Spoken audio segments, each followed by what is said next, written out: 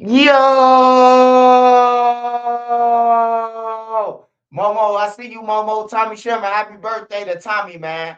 Happy birthday to Tommy, man. Everybody tell Tommy yes, man. It's a happy birthday. Powder Beezy, what's up? Trop.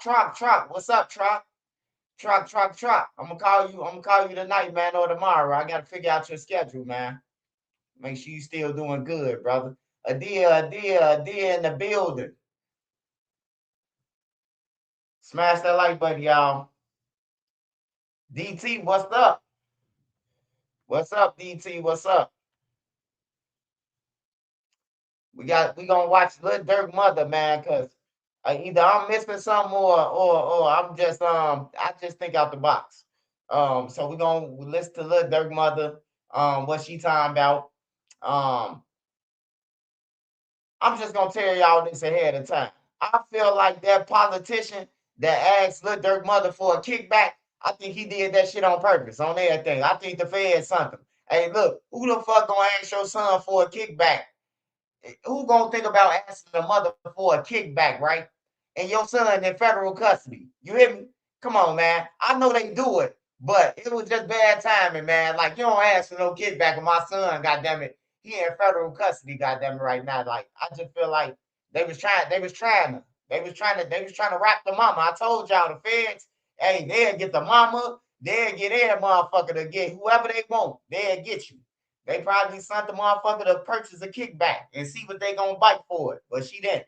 So we're gonna watch Lil Durk Mother. We're gonna talk about Lil Durk, the charges tomorrow that possibly could be filed. We're gonna talk about cash. We're gonna talk about all that, man. Make sure y'all smash that like button so this video get around, man. Andrew Dixon, what's up? Justin Turner, what's up? Happy birthday, Tommy, man. Happy birthday, Tommy. Once again, happy birthday, Tommy Schirmer. 4627, man. Happy birthday, brother. Marlon Pierce, what's up? What's up? Smash that like button. We got a 3 minute rule, man. You know, it's a lot of sensitive ears, man. So we do 3 minutes. Coretta Dixon. Hey, Coretta. Hey, Coretta. Shout out Quat, man. Shout out Go James. J Kitty, 5970 in Charlotte. Shout out my boys there. I think they're in Charlotte. I don't know if they're in Charlotte. Big Mouth Media. It's another guy, man. Big YBA manager though. They cool as hell, man. Shout out to them, Big YBA. Shout out to all them who working with them and doing their thing over there. All right, there's 5 seconds left, man. 5 seconds left, and we can get started, y'all. Shout out Brian R 8367 and my boss.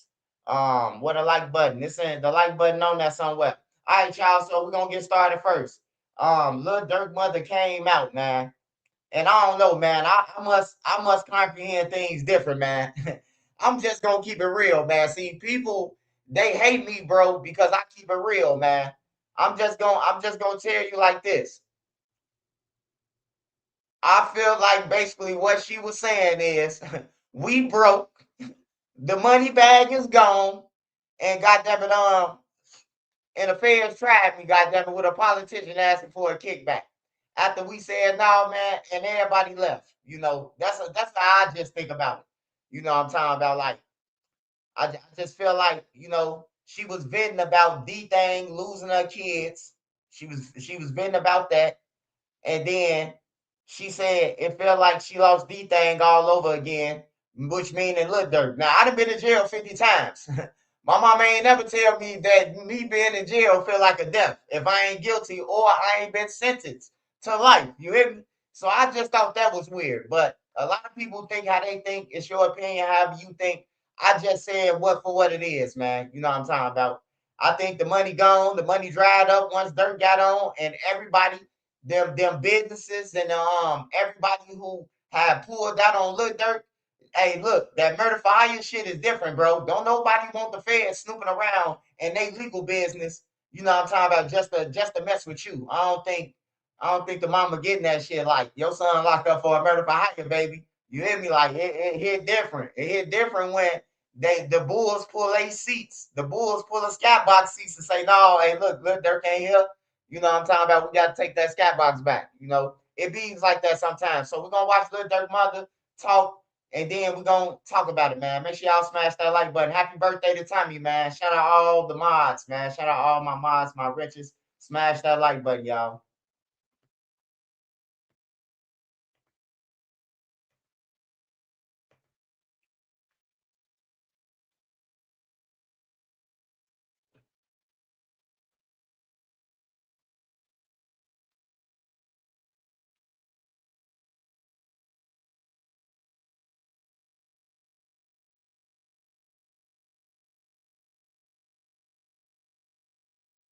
Hey, do anybody do anybody know that podcast name? I think it was from it's some shit like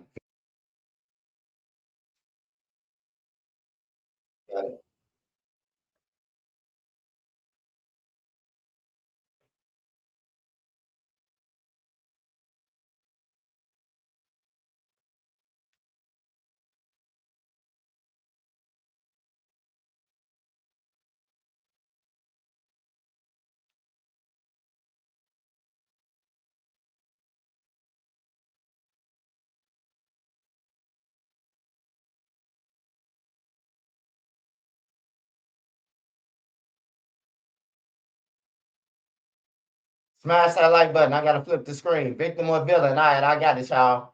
Hey, y'all can comment. Whatever y'all want to say, y'all can comment, man. Just be respectful in the comments. Ain't nobody stupid because they got a different opinion than you. Let me just state that first, man. Everybody got an opinion. Whatever you say yours, that don't mean the next person's stupid. Everybody got their own mind, man. If God wanted us all to think the same, he would have connected our heads together, man.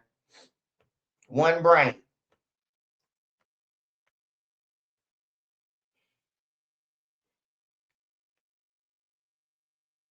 I ain't gonna lie, man. I ain't gonna lie, man. Is that a man or Joanna, man? I ain't gonna lie now. I'm just saying, don't look like one of them things Lil J fuck with. Woo, woo, woo, woo, woo.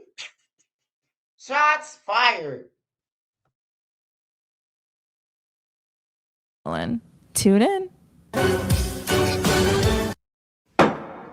Hey everyone, welcome to the Victim or Villain podcast. Today I'm super excited because we have LaShonda Woodard, who's an accomplished author. She's the author of 7220. It's a phenomenal book. It's probably one of my favorite books. And she's an entrepreneur. And she's also her story today. LaShonda, welcome to the show. Thank you guys for having me. You grew up in Inglewood, in Chicago. Yes. Talk us through that. What was life like growing up in Inglewood? In the beginning, it was a happy time. Smash that like button, man. I'm telling you, man. And she wear the same size as O'Neal wear. As I got older, you seen the neighborhood like go down as time went by. But it was normal, like the partying as teenagers, the hanging out and just having fun. It was easy going. Your book, you talk about how there was a lot of house parties. Yeah.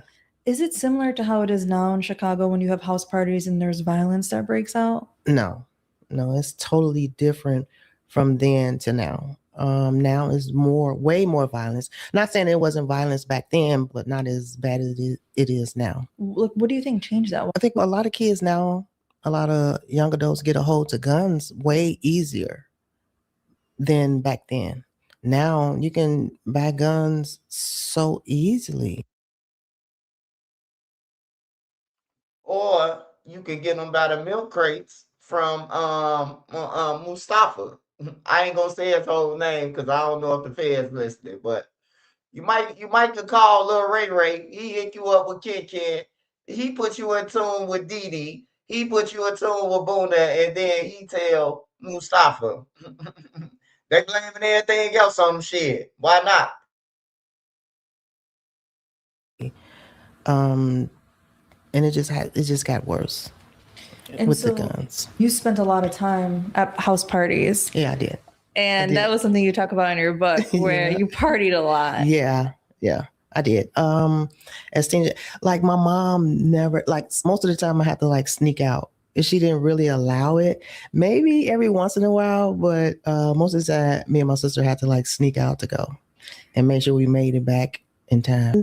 Like it's totally different now. Yeah, the teen takeovers. Yeah. I've seen a lot of that going on. And it's so dangerous. Yeah. It's really, really dangerous because you never know like what's going to happen. Yeah. They are. What does teenager LaShonda look like? Very, very shy.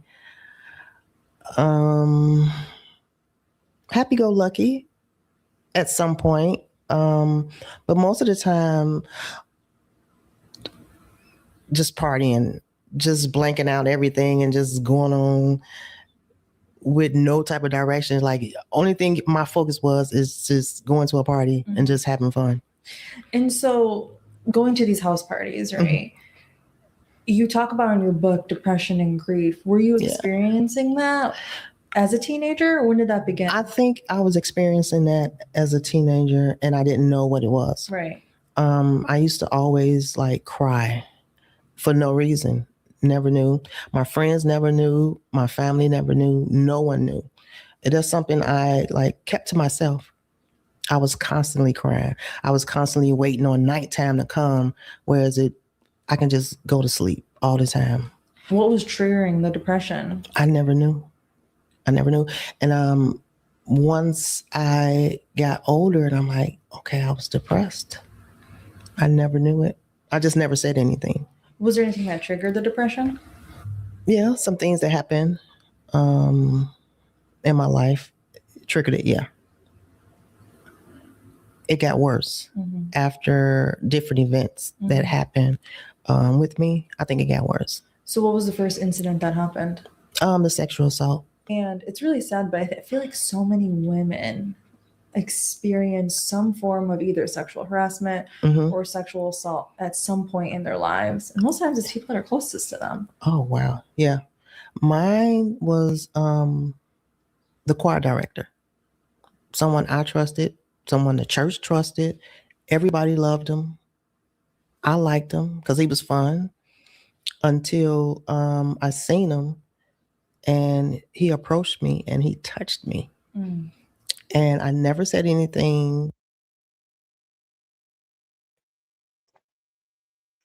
Hey, look, I ain't being funny. I'm just asking for a friend. A friend just called me and said, ask this. Is the choir director, is he dead? And did they leave their cell phones at the scene? That's all I'm saying. I'm just trying to put it together as a blog. Continue. I kept my mouth shut. That's something else that we need to do is to speak up, regardless of if anyone believes you or not. Just because he's someone in the church doesn't mean anything. And I think now everyone should just start speaking up for themselves. Even if this person don't believe you, go to the next person, go to the next person, till someone come up and say, I believe you. Yeah. Yeah. And I think there's this culture of silence, right? And it's predominant in our culture. It's predominant in a lot of cultures where there is this silence. You don't speak about what happens. No. And that's actually problematic because it creates these barriers where people don't feel safe to come forward and talk about what's happened to them. Because I felt like it was my fault. At the time, we was going to a party. So I couldn't wear like certain clothes. So I wanted to be like everybody else. So I had on shorts and they was kind of short. And when I took it out the house, I took it whereas, my mom couldn't see me. So I felt like it was my fault that I had on those shorts. And when he touched me, I was like, maybe if I didn't have on those shorts, then it wouldn't have happened. And I feel like a lot of women and girls feel like that. Yeah. And again, another instance of that's bullshit. Yeah. Because women should be able to wear whatever they feel like wearing, whether that's they feel like being covered or they feel like. Hey, I'm just gonna stop this right now. Hey, women, a woman, you ain't gonna hide your ass out and all that shit, man. I ain't saying that ain't nobody allowed to do it, but don't even attempt it. You don't know who the fuck a predator is and what length he willing to follow you after he see that your naked body. So to protect yourself, just wear something comfortable, man.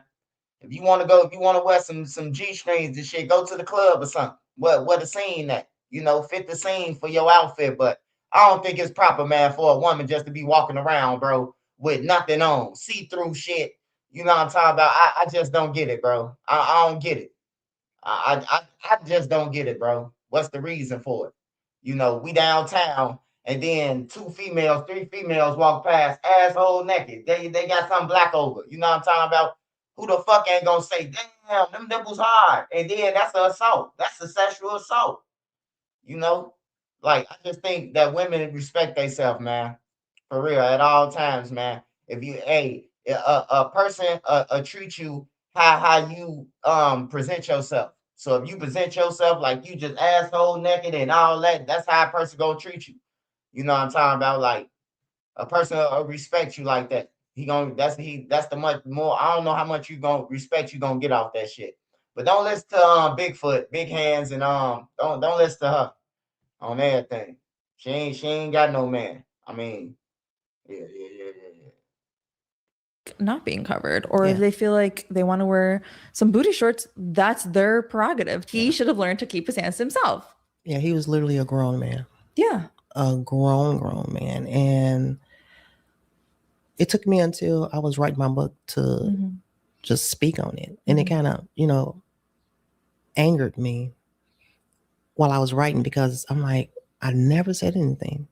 And I should have. The Me Too movement has really sparked people to feel more comfortable about speaking up. There's still this like culture of silence. Yeah, it is. But it's definitely more open now where people do speak out about it. Yes. But then you still get blackballed. Yeah, you do. Like, it's damn if you do, damn if you don't. You should tell somebody. Hey, I want to say this to the women too, because she just said some more shit. Hey, don't worry about being blackballed.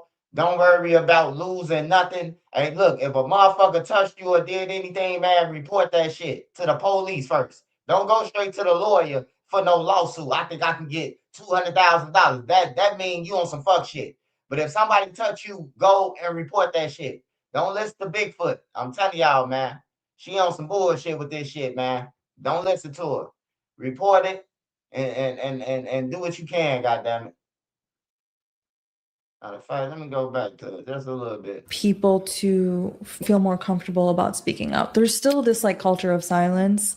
Yeah, it is. But it's definitely more open now where people do speak out about it. Yes. But then you still get blackballed. Yeah, you do. Like, it's damn if you do, damn if you don't. You should tell somebody about this, or you never did? I never ever said anything. Like, who's gonna believe me? Because he's in the choir. He's the choir director of a church. Like, as a kid in my mind, I'm like, oh, nobody's gonna believe me. Like, so I just kept it to myself. I had to continue to go to church on Sundays to see him. I had to take orders from him, just everything. And he act like nothing ever happened. You coming out and talking about it hopefully will compel more girls and women to come out and speak about what the instances that have happened to them. Yeah. So do you feel like that changed the trajectory of your life regarding relationships? Like, did you feel comfortable with men? I did.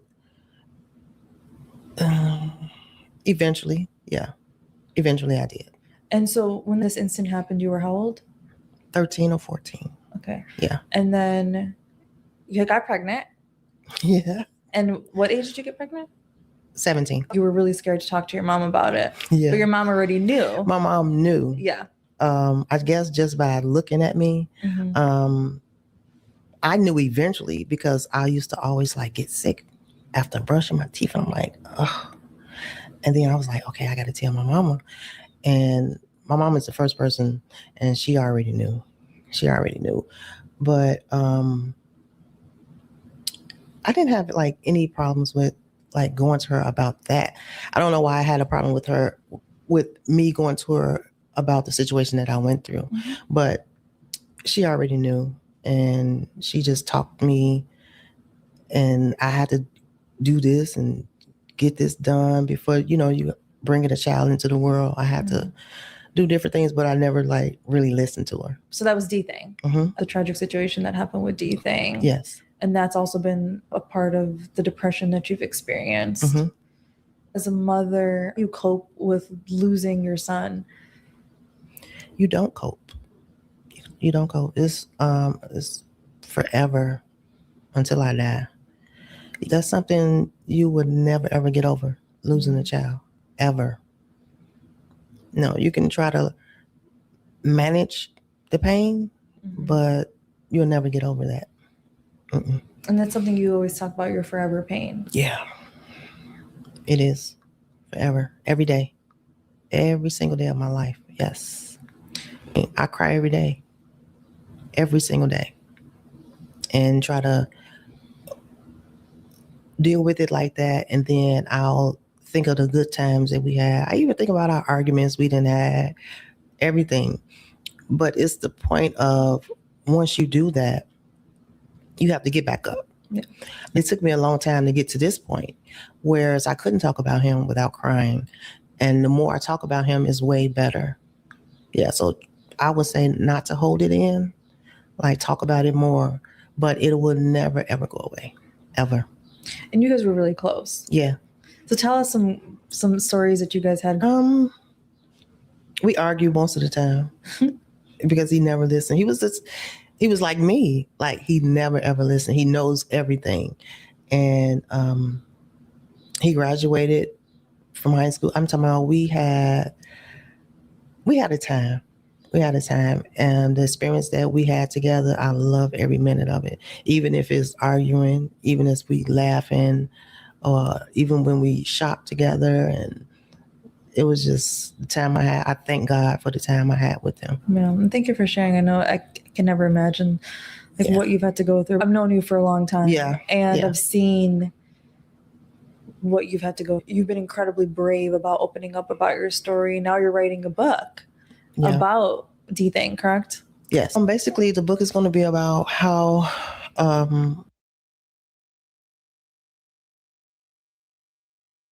Hey, I'm gonna read some of these comments real quick. I was dating a chick for a month, and one day we playing fighting and grabbed her wrist.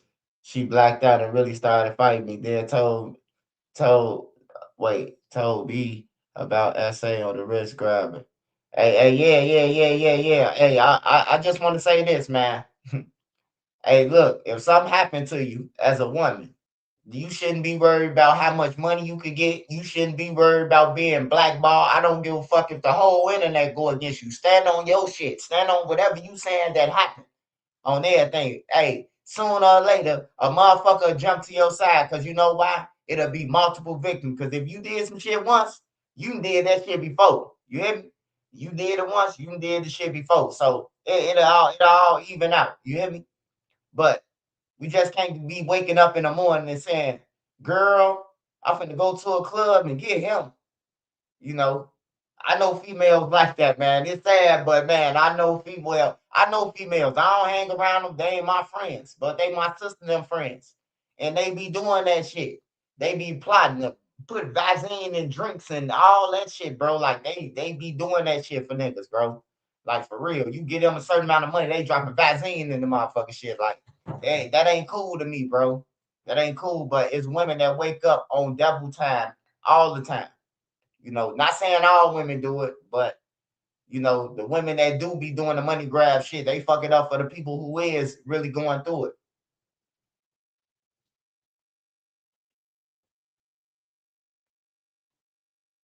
Now that I think about it, man, Durk was still hanging with Ken Ken and the TTE5, man. That's crazy. That's crazy, bro. Durk was still hanging with them guys, man. But he ain't like Fendi Boy. I don't get it. I found out about his death, how I didn't believe that he would leave. You know, because he got shot twice before, and I'm like, oh, he okay. So the phone rung and it was on vibrate. 2:00. We already know what a 2:00, 3:00 call like that is. So the person was like, you need to get here. Dick Dang got shot. So I'm like, what? He got shot. And I'm trying to find out where he got shot at. And it was like just get here. So I'm like, okay. So men said scrambling to get, to the airport. And the first flight don't come out until like 6 o'clock. I think it was 6 o'clock when we was able to get there. So my phone is buzzing and buzzing and buzzing. I didn't want to talk to nobody. So we made it to the airport. So when I got the phone call from Durk, I knew. And it was the sound from the other end. And we just went at it together on the phone. And said, hollered, and security came out, and we was trying to explain to him what was going on. But that day, I hate my phone being on vibrate because of the sound. I hate the sound to this day. That's why when it was going off, you can hear it. So I had to put it on vibrate. It was awful, but I can say I thank God. I went to Love's birthday party in May. It was the end of May, and I spent time with Dane for 3 days. I made it home on the 2nd, on the 3rd, and he got killed on the 6th. I thank God to this day. And everybody like, well, why are you thanking God? Because I was able to spend that time with him. And it was a whole 3 days that we spent time together. And I'm like, I just got home and this happened. And I was like, I'm going to knock his ass out. So not knowing, like he survived the other 2 events, not knowing my baby was gone. He'd been gone. No one didn't want to tell me over the phone as I was going to the airport. So Durk was able to call me and tell me. Yeah. I wish that on no one. Not even my worst enemy. It's awful. Yep. And that's something you talk about that a lot, where people need to stop.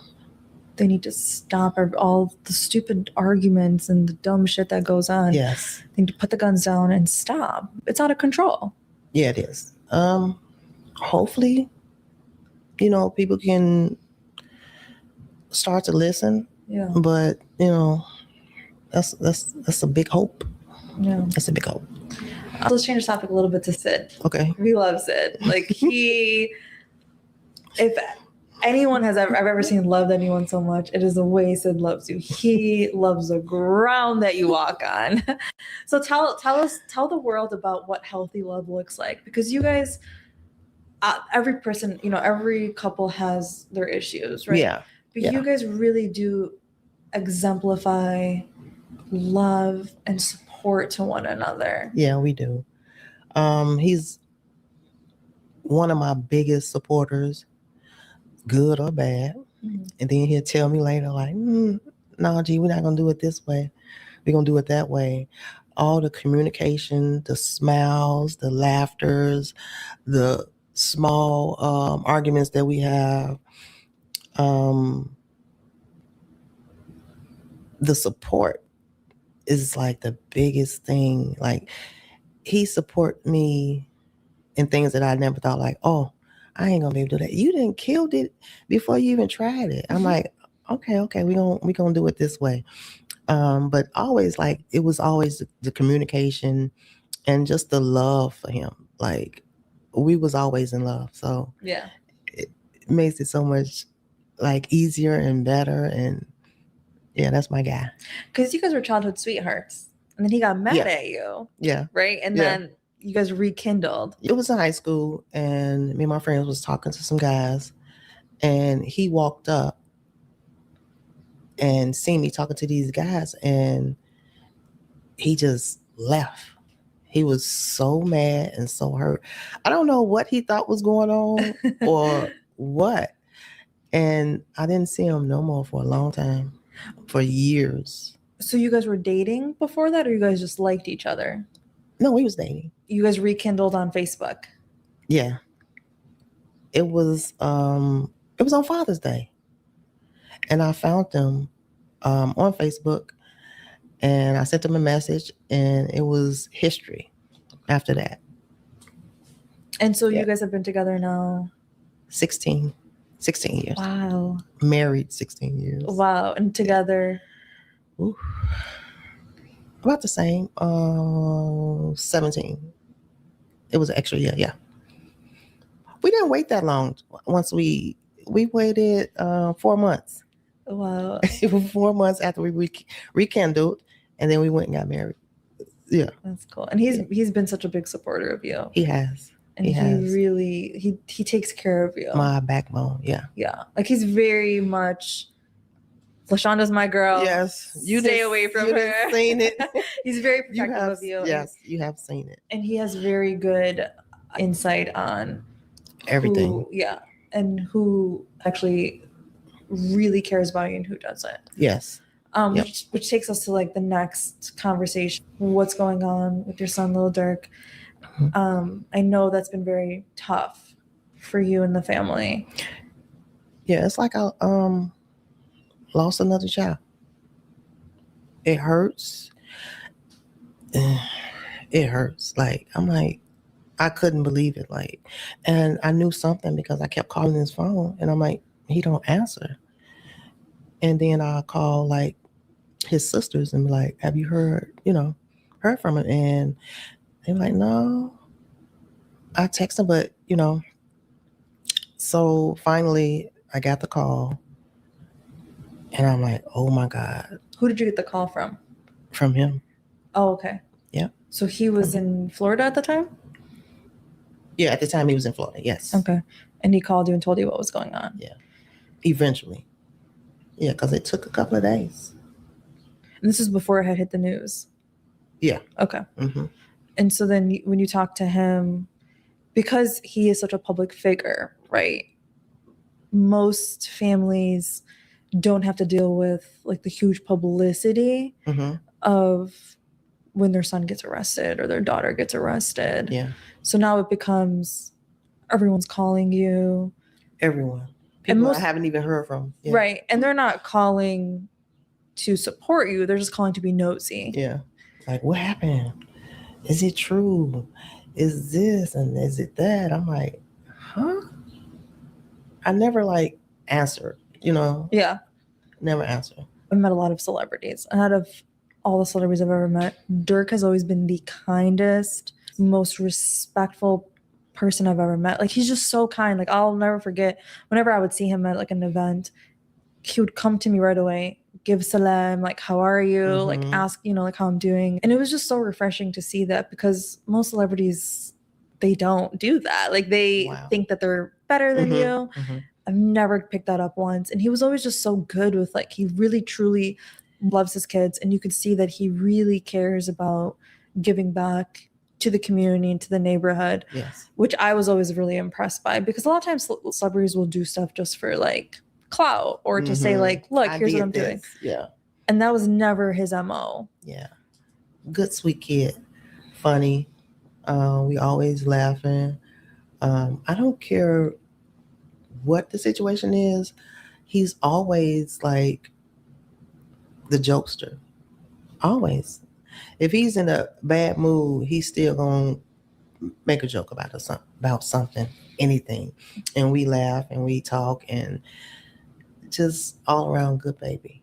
So how's he doing? He's good. Okay. Like I say, every time I talk to him, it's never serious. Okay. Yeah. So he's doing pretty good. And did he really cut his locks off? Yeah, he did. He did? Yeah. Okay. Because he's been really embracing Islam more now. Way more, yeah. Yeah, way more. How do you feel about that? His religion is his religion and mine is mine. I never judge what he do or how he do it. Never. And he always on me about mine. But I would never speak on his religion. Yeah. And he always like, well, you know what you got to do, Mom? I'm like, no, I don't. What does that mean? He want me to become Muslim? Yeah. We could be Muslim sisters. I know, right? I was like, I'll think about it. That's hilarious. Just so he can be quiet. Has he tried to convert any other family members? His sisters. Oh, wow. Okay. All the time. That's very cute. I'm like, you just the biggest recruiter there is. No. Well, we're good to hear that he's in good spirits. We're going to continue to pray for him. Hey, now I ain't saying so. Don't be mad at Trench's news, man. But shit, he just the biggest recruiter it is, huh? That motherfucker died to do that good, huh? I don't think so. Marley, AJ, Flocka Brown, and whatever else they ass get caught with. Shit. She said that deep, man. That shit touched my back of my spine when she said that shit. He's the best at it. Thank you. Durk is beloved by many, and we're all rooting for him. He's pretty strong. Do you feel like people have like abandoned you guys since then, or people? Of course. Okay. Of course. I've experienced firsthand. I was getting ready to do women's shelter. Mm-hmm. Everybody was all for it, and yeah, we're gonna get these funds and these grants and all this going on. And then when that happened, it's not a good look right now. And I understand. It's to each his own. Just continue to stay that way when my baby come home, you know? That's right. Yeah. And so these people that abandoned you after Durk's arrest, do you feel like these were people who are ever truly your friends? No. And these are people that had committed to helping you. Yes. And helping the family with doing neighborhood charity initiatives. Aldermen, senators, a lot, teachers, and it wouldn't be a good look right now, or I'll get back with you. Hey, no, Mama Durk, they ain't trying to dish you or nothing. They trying to stay away from the FBI, goddammit. They don't want to know anybody that's helping them. They coming after them. So they don't even want to be involved. It ain't that they dissing you. It's just that, like, the keys to the city. When Bellwood and Maywood gave the Durk the keys to the city, when they heard about that murder for hire, they got on the news and said, we'll be taking our key back. You know, Brandon Johnson, the only one they gave up the $145,000 that he got from Lil Durk. He said, wait a minute, he hasn't been charged yet. That's a motherfucking crook, Brandon Johnson. He said he ain't getting back that money that Durk gave up. Yeah, I ain't getting that shit up, nigga, because he called a murder for hire. I already spent it. And I'm that type of person, like, you gonna get back with me? Okay, I'll wait. But I'm not gonna reach back out to you no more. Right. Yeah. And so the people that had committed to helping you with this women's shelter, tell us what your vision for the women's shelter was. Oh, it was so big. Like, I was gonna have it whereas job training at the shelter. I was gonna have a chef come in. My biggest thing was job training, so that they can get situated to restart, with their life. Schooling, just everything, clothing for interviews, everything. I had it all mapped out, set up, and everything. I even presented the plan to the senator, and he was like, "Well, yeah, this is a good idea," but I never heard nothing else. And so the state senator had committed to helping you, getting funds to open up this women's shelter. Yes. And this is for women who have faced domestic violence situations or are unhoused. Yes, both. Okay. And the state senator had committed to helping you get funds for the shelter. Yes. And so what happened with that? What was the conversation like? It was like he was all for it. And then he was going to even get the money. But then he wanted some of the money. Like, I didn't know how that works, I'm like, no. See, it was like, no, we're not going to mess with that. So a state senator, an Illinois state senator, had asked you to give him basically a kickback if you had received grants for this women's shelter. Yes.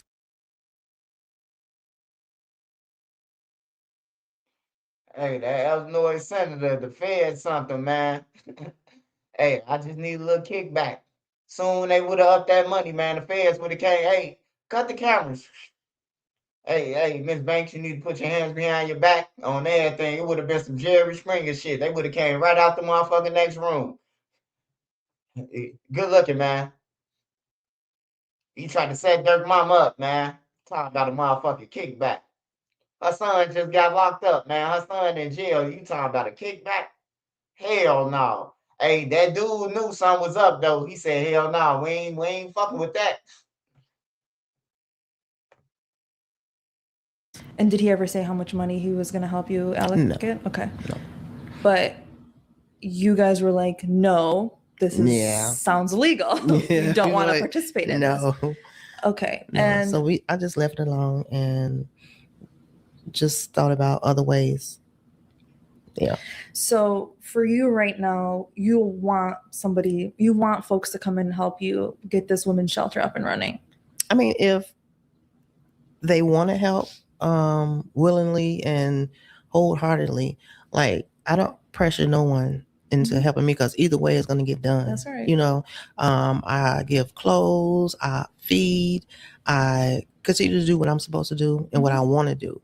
Like you help, that'll be good. Mhm. If not, that's fine too. And are you specific to just doing this in Chicago? No. Okay, so you just want to have a women's shelter where Yes. you can help women who are going through situations where they're unhoused or they're facing domestic violence situations. Yes. Okay, so folks, please help LaShonda. Let's help her get this women's shelter because it is incredibly impactful and it's going to help a lot save Yeah. women's lives. Yes. And people, when it comes to women, we are not a priority. No, I don't believe so. Yeah. Yeah, I don't believe so. That's why I say I just do it the way I've been doing it. You know, I'm not gonna let nobody stop me just because they don't want to help. No one is obligated to do anything for me. First of all, let's get that straight. Yeah. Not obligated at all. And if you're willing to help, like I said, then that'll be great. You know, but I'm gonna continue to do what I'm doing. But you feel like people abandoned you essentially after Durk got arrested. Yes. I'm talking about we had like a lot going on. We had skyboxes and everything. Everything is just gone now. What do you mean skyboxes? At games. People would give it to you for free. Mm-hmm.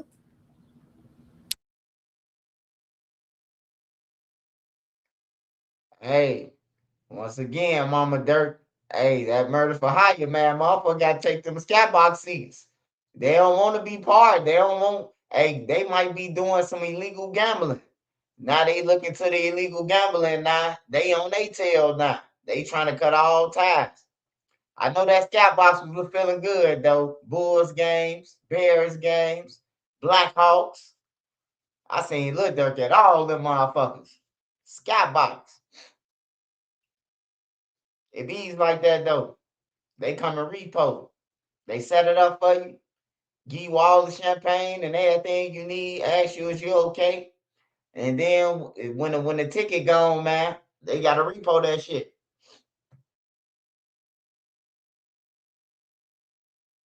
Yep. So how does that make you feel as somebody who you've always been so good to people and you have anytime anyone has ever like I said, I've known you for years. Mm-hmm. So I know your character and I know the work that you've done because you don't post about it. No. Like you do a lot of good things and you don't post about those things. No, I'm not the internet type. So, yeah. And so, but you feel like people abandoned and betrayed you specifically because they were just trying to get access to you and your family. Yeah, I believe so. And was this also like family or was this mostly friends or acquaintances, people in the industry? I wouldn't say the industry. It's more political, maybe. Okay. Yeah. Because that backed out on what we were supposed to do. I even had business plans sent and they was ecstatic about it. And they was asking me questions and how is this gonna go and how is that gonna go? And they was like really into it. And now it's like nothing. Crickets. And we know that when, Durk does come back home, everyone's gonna try to be friends again. Yeah. We good over here. Okay. Yeah. And I think that's absolutely the right way to do it. Either you in or you out. Like, either you're going to be true to it or you're not. Like, we don't really care because it's going to get done. Right. I'm just going to have to do it, piece by piece, the way me and Sid been doing it. And we're going to keep going. Right. Until we get it done.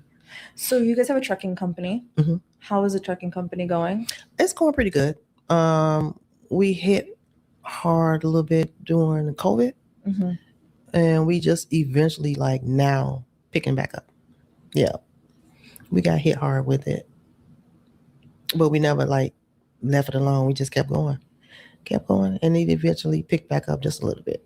I think that's great because you don't really find a lot of women that have trucking companies. Yes. And so for you and Sid to be doing that together, it probably also strengthens your relationship because you'll tag along sometimes and go on the road and you'll write your book while you're on the road. Now, that was in the beginning, like when we couldn't find, it was so hard to find drivers because the drivers was complaining about the pay wasn't good and, the loads wasn't this and wasn't that.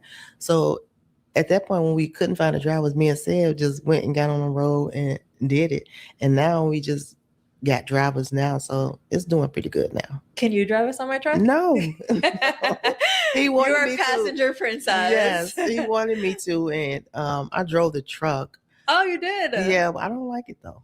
Can you drive us on my truck? Yes. Okay, wow. Yeah, I don't like it though. Because I remember when we did the Revolt interview, you talked about how Durk had gifted you a Lamborghini. Oh. And you didn't know how to turn it on. Turn it on. I told him to come get this thing. And I know India was so mad at me. I had tore up her grass and everything, like, trying to bag, but I just couldn't. Oh, wait, so you got stuck on the grass? Yeah. Oh my gosh. And all you can see is a little skin mark. Yeah, everywhere. I'm like, no, you can have this back. I just need a regular key and a remote. And that's it. Yeah. Give me something simple. Yeah, that's it. What would your message be to young girls now? To wait. You have plenty of time.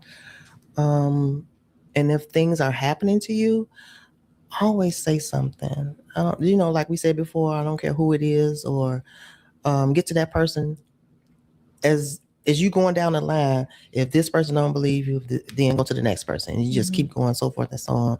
And teen pregnancies, be comfortable with talking to your mom about birth control. Mom, I'm ready. Or even if you think you're ready, birth control is out there. It's out there. So be comfortable with, I think it stems from at home. Like, you have to be comfortable at home in order for you to just keep going in life. Because if you got a good home and you comfortable with talking with mom about any and everything, I think mothers now should have it, whereas you're comfortable with your kids about talking about anything. And that's what I like about my daughter. Like, her relationship with her daughter is so good. Like, she's able to go to her mom and talk to her about any and everything. And I love it. I love it. Hey, shout out to Mama Durk. Decent interview, man. Decent interview. We got some insights. I think the politician was trying to set up, though. I think they was trying to set up, man. They was hoping she bid for that motherfucking kickback, and then they'll get her too. But luckily, she had somebody there with her to tell her, hell no, we ain't getting up no money. Hey, look, you don't need to give up no money. You don't need no state senator or none of that. I mean, it'd be good if you had a state senator to help you get through, but you don't need him to open up no women's shelter. You can get the building, look up the zoning and all that shit. The aldermen do the zoning, but you ain't got to give them no money. You ain't got to give them shit. You pay that shit to City Hall.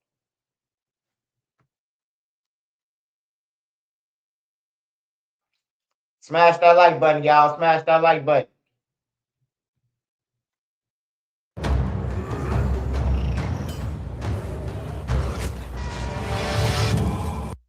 Yeah, Joe, we are expecting family, friends, and community members to gather here near 51st and Troop in the back of the Yards neighborhood.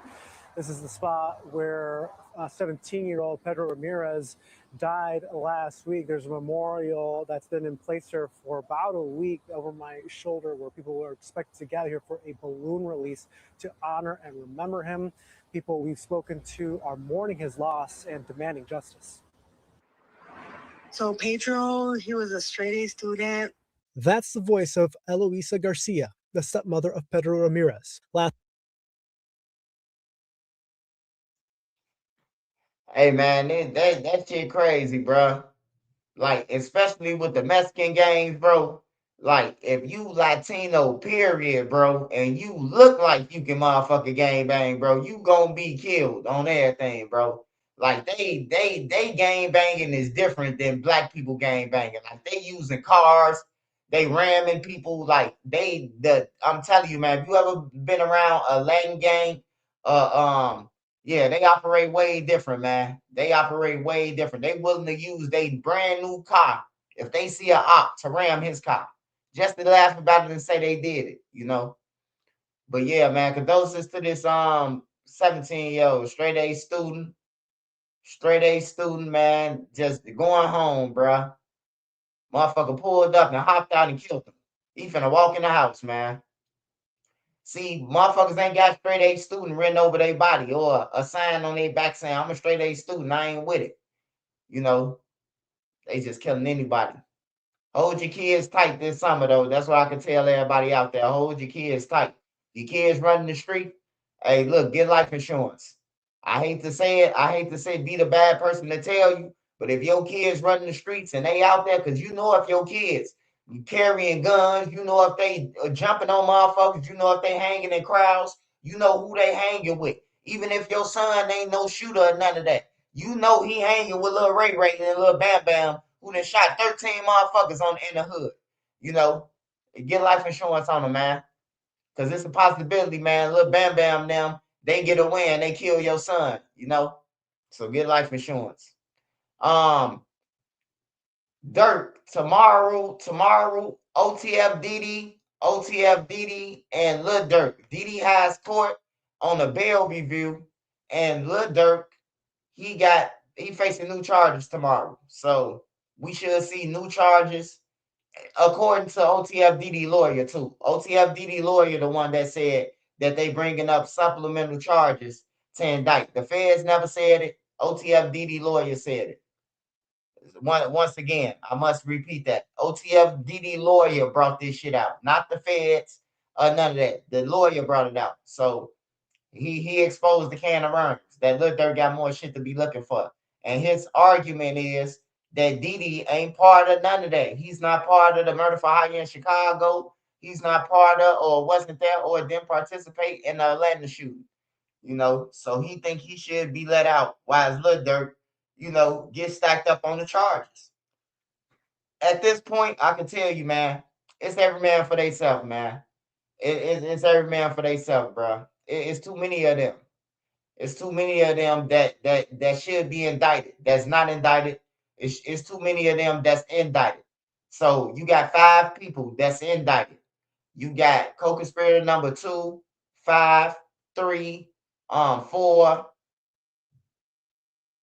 and yeah, co-conspirator number 2, 3, 5, 4. That's 4 more people that ain't got a mug shot. Like it's every man for theyself, man. It's every man for theyself, man. And Dirk should have seen this shit coming, man. He rapped about it, so I knew he was aware of what the fuck was to come. Cause it was like every video, every song, he was talking about the feds all of a sudden. I'm like, what the fuck is wrong with Dirk and him talking about the feds? Like he got infatuated. At first he said, they asked me where I'll be at in the next 10 years. I say I'll be in the feds. Then I heard him say, if the feds listening to these props, you know, then the like it was just all his songs just became federal, like something about the feds, man, the red man and all this goofy shit. So he was aware of what was going on, you know. And it's sad that the motherfuckers who caused the problem in Atlanta, all them gone. all them gone. Lil Durk left by himself. He left by himself to face that shit. You know, and they stacking them charges, man. It ain't that they don't have a case. It's called make sure you don't get up out of here. Period. You done did shit in Chicago, Atlanta, and California. You a threat. You know, send his ass to ADX. That's what they own. They own some shit like that, bro. I'm telling you, he gonna be in the same cell that Larry Hoover was in. Yeah, he manifested that shit. I ain't gonna lie, bro. Dirt cold with that. Like all his lyrics, it's like you be like, what the fuck? Like this dude, like he's speaking into existence. Even if they say, "Oh man, that song old," man, everything that he rapped about, bro, came true or happened, bro. Like it's just crazy that he'll even rap about the shit though. Like for real, bro. Like when you kill somebody, bro, you might as well start packing your shit to run, bro. I don't know what these guys or made a motherfucker come up with the decision that after I kill somebody, we gonna go on the internet and brag about it. I done seen people brag about shit that the news don't know, that don't nobody know yet. Hey, pick up your man. Hey, tell somebody to pick up dude, man, on 87. I'm like, what the fuck? And then they come out, dude on 87, you know? Like, it's just getting crazy, bro. Like, motherfuckers killing for likes, really. For likes to say they did it to show the public that they could kill somebody. Like, that shit crazy, man. It's really crazy. But um everything going on Lil Durk so far. And with the cash issue, with the FBG cash, the situation is those cops, man, was under investigation. Those cops who was sitting there with Cash, was sitting there when Cash got killed. They was facing directly towards Cash, directly towards the shooting, directly towards the gunman. The gunman had to come up the one way. So they seen all this shit. They was sitting in a spot where the car should never got a raid. The car, they should have chased that motherfucker car all the way to that motherfucker ran out of gas. You hear me? They had the upper hand. Not only did the killers get out the car after that, they got out the car and chased Cash down though. So the police had the chance to whoop, whoop, whoop, boom, boom, boom, boom, boom, boom. But they didn't do that because those were dirty cops. You know what I'm talking about? One of those cops that was in there, I don't know about the other one, but one of them is under investigation. Boy, both of them is, but one of them been dirty. One of the cops been dirty. He from 51st Police Station. He originally from 51st. He come out the buildings when it was a police station in Vulture City. It was a police station right inside the projects, the Robert Taylors. That's where they came from. Big Booty Steve, no Diddy, Big Booty Steve, Blondie, and him. All these motherfuckers. They came from 51st. They came from 48, whatever that building was, and then they went to 51st. But they had a police station inside the Robert Taylors, and he been crooked since then. He been hijacking motherfuckers, taking payoffs, giving the drug dealers the gun back, lock you up. You give him a gun, God damn it. And then when you do something, he gonna put that gun on you that you gave him. Like he do all type of weird shit. But yeah, he watched Cash get killed basically. He watched them and helped the killers, man. And he tied in. He tied in to the BDs too. So I must tell y'all that too. He tied in the cop. He tied in with the BDs. Like he got a history of, you know, intel, giving the BDs intel. So yeah, Cash case is what they call the feds complex. Is complex. But the girl didn't have shit to do with Cash. The girl, she didn't set him up. She ain't set him up or none of that. They got the drop though.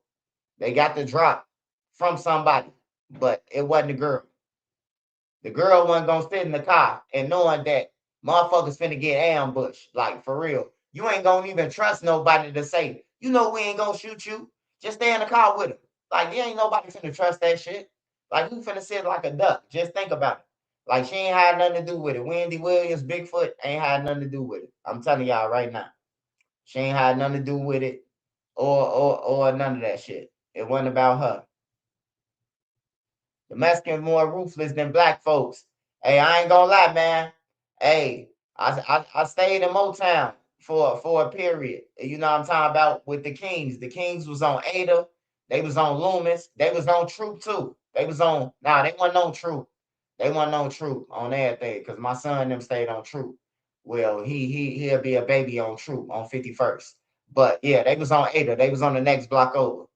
And goddamn it, they gang banging different, man. I'm telling y'all, bro. Like I chill with the Kings, bro. Like when I seen them ram somebody, I'm like, hell nah, bro.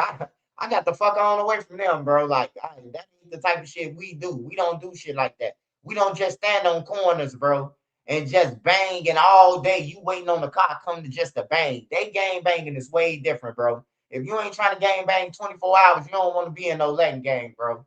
They gang banging 24 hours, bro. Like California, bro. For real. They banging like the California motherfuckers. The black dudes in California, they banging like that. The Mexicans. Like for real. They shit on another level. But yeah, man. The paperwork was right, man. The 2019 shooting of Weatherspoon, the scammer, motherfucker who be beating everybody out they shit. And then, hey, that's one thing about a robber, man. I must tell you, man. A scammer, a robber, a thief. They hate when they get got. They hate when they get got. You can't take no loss, man. Like you just can't take the loss, bro. You done robbed so many motherfuckers that when you get hit over your head, that the robber got robbed. You know.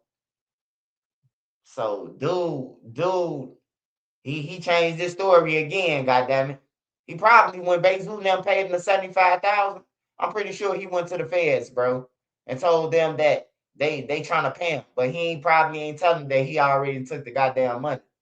But yeah, we're gonna see about all this though tomorrow.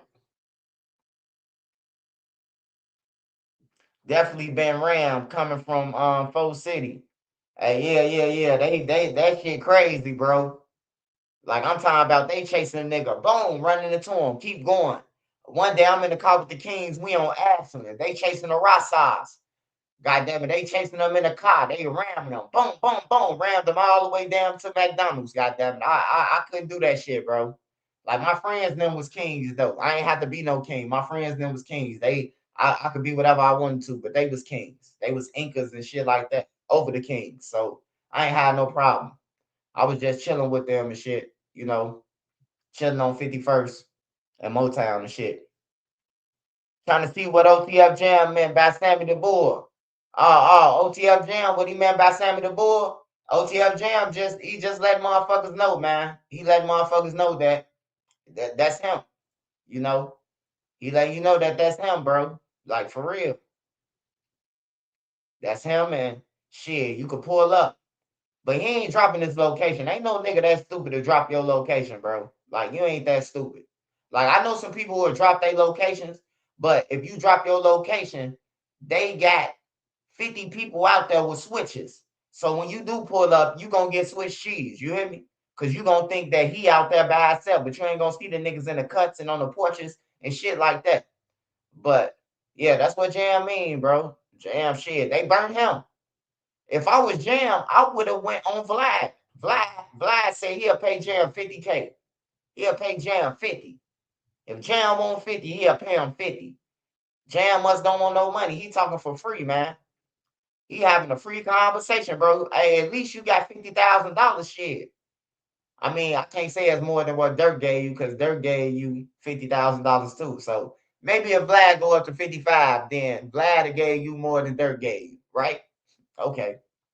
Hey, Vlad, he need 52, man. Give him 52 or give him 50,500, man. That's more than Lil Durk gave him. Yeah, but Jam. Hey, look, Jam the type of person, bro. I swear to God, bro, he different. Jam will go over there on MTV and do an interview and chase Shorty them around shooting on the camera, bro. Like that's how deadly he is, bro. Like he ain't just no motherfucking anybody, bro. Like no simp, motherfucker who hiding or something like that. Nah, bro. Jam gonna be outside after they let him out. He gonna be back to 79th Street and saying he the king of that motherfucker. Watch, you'll see. He ain't hiding. Jam ain't doing no hiding once he get out. He gonna get caught with a gun and go to jail and Might get a butter pass, might get one of them passes, them eye passes, you hear me? But yeah, he ain't finna be ducking nobody. And he gonna have shorty now with him. There's some shorties now that's with him, bro. Whatever he's with, they with. It's some shorties that he got that, they ain't out right now. You don't see them, I'm talking about Jam, but they with Jam. Trust me. They gonna kill some, and these little motherfuckers don't give a fuck if Jam told on Donald Trump, goddamn it. They gonna ride with him. So Jam gonna stand on it. He definitely gonna stand on that shit. For real. He been shooting. He been popping the older BDs and everything, bro. Like he been not following the rules, bro. So with Jam, it's different. It's way different than niggas because he never followed the rules anyway. Like for real, bro. He'll shoot at his own guys, bro. Then go to Lamron, and then they'll, oh man, we tweet, bro. Woo, woo. And then he'll be back over there selling drugs, bro. Like I done seen it already. So it's a lot of people scared of him too. That's on 79th. So they gonna have to ambush him. They gonna get rid of him though. If he hanging on 79th, they gonna backdoor him. They one of the kings of the backdoors. 79th Street. It's deadly. It's fucking wicked. From the whole 79th is wicked. But from I'm gonna say from Ingleside, of course, no limit, but no limit across Stony Island. I'm talking about from Ingleside to motherfucking to MTV where Jam them from. It's deadly. It's deadly than a motherfucker. I'm talking about anything can happen in broad day or at nighttime. On Cottage Grove, that motherfucker look like it's safe, look like it's sweet. It's not. On my mama, bro, it's not. It's not sweet at all. Motherfucker could do a drive-by and then skeet off and be gone. Motherfuckers do walk-ups and spray the gas station down. Like I done seen it. I done been out there where motherfucker ambushed the gas station, bro. And just boom, boom, boom, boom, boom, boom, boom, boom, boom. No police. Police come motherfucker 20 minutes later. And they grabbing the motherfuckers who standing out there. They trying to lock them up instead of fucking looking for the cop that just did the drive back. You hear me? So yeah, it's very deadly. What Jam them from? I'm gonna say that's one of the deadliest spots, one of the deadliest hoods. Like Evans Mob, Brain Dead, what Bloodhound that's one of the deadliest hoods, bro. Like 63rd ain't got shit on motherfucking 79th. Period. Like I done been some of every places, bro. Like no limit. It's a lot of places, it's a lot of people that went survive no limit in Chicago. We're living over there in the Courtway buildings. I'm talking about from Yates to motherfucking Saginaw. Like it's deadly. The GDs too. Lakeside been deadly. That motherfucker deadly over there too. You get caught walking, you ain't even got shit to do, have shit to do with what's going on walking on Lakeside, and a motherfucker come through and pop pop pop pop pop pop, and you dead. Coming out the building in no limit, you dead, bro. Like some of them blocks, like the hundreds. A lot of people don't talk about the hundreds, but I was out in the hundreds, bro. And these motherfucking guys, bro, they was called the Power Rangers. They was the motherfucking Fat Man, Shannon, Tokyo, Ricky, Big Bob. Hey, look, do y'all homework on them, bro. Fat Man them. I'm talking about, bro, they was Tetris. I'm talking about bodies was dropping so much out there. They was finding motherfuckers in trash cans and alleys. Bro, I got the fuck on from over there, bro. I stayed right by West Pullman Elementary School. Like I stayed right there by West Pullman Elementary School. Like I could walk out my door and see West Pullman from the front or the back door. The elementary school right there. That motherfucker was deadly, bro. Like for real. The E-Wall, 123rd, that shit. Ragtown, was some guys called Ragtown. They came and lit up our motherfucking block. I'm talking about they lit up my porch where I was sitting at. And the reason how I ended up finding out that they was from Ragtown, man, because I went to jail and a motherfucker was like, bro, you stay on normal, bro. I'm like, yeah, bro, how you know that? He was like, bro, they damn near killed you, bro. And he was in the car, bro. I'm like, damn. He like, bro, don't hang out over there. It's war over here. You hear me? Like, for real. 119th, all that shit, bro. 122nd and Wallace, all that shit, bro. I'm telling you, bro, that's some deadly shit in Chicago, bro. You just gotta do your history. The 100's deadly, bro. Period. Like all that Rain Town and Buff City and all that shit. I'm talking about back then, in like '05, '06, '04. Like that bitch was hot, like hell, bro. Like that motherfucker was hot. I've been a lot of places in the city, bro. Over west was Zaynam at deadly. RT from Western, well, the whole 63rd deadly from fucking Ashland all the way to motherfucking California, and then on up to goddamn it 70 something. You know, it's fucking deadly, bro. Like you just gotta know where you going, man. I ain't gonna say, oh man, they just don't know how to move. Hey, look, bro, move with precision. If you ain't gotta go in a restaurant, order that shit. Hide that shit or DoorDash. Like it's deadly out there. And then it's even more deadlier right now because you got the kids, bro. You got teenagers. They killing people. 14-year-old, 13-year-olds. They got 4, 5 bodies already. They chase the motherfuckers down. The grown people scared of them. And then you got the teen takeovers. The motherfuckers who they the killers, they blended in with teen takeover. And then when they see one of their ops, they blasted. You know, and now they can get away because it's a motherfucking 1,000 teens out there. That's what they doing.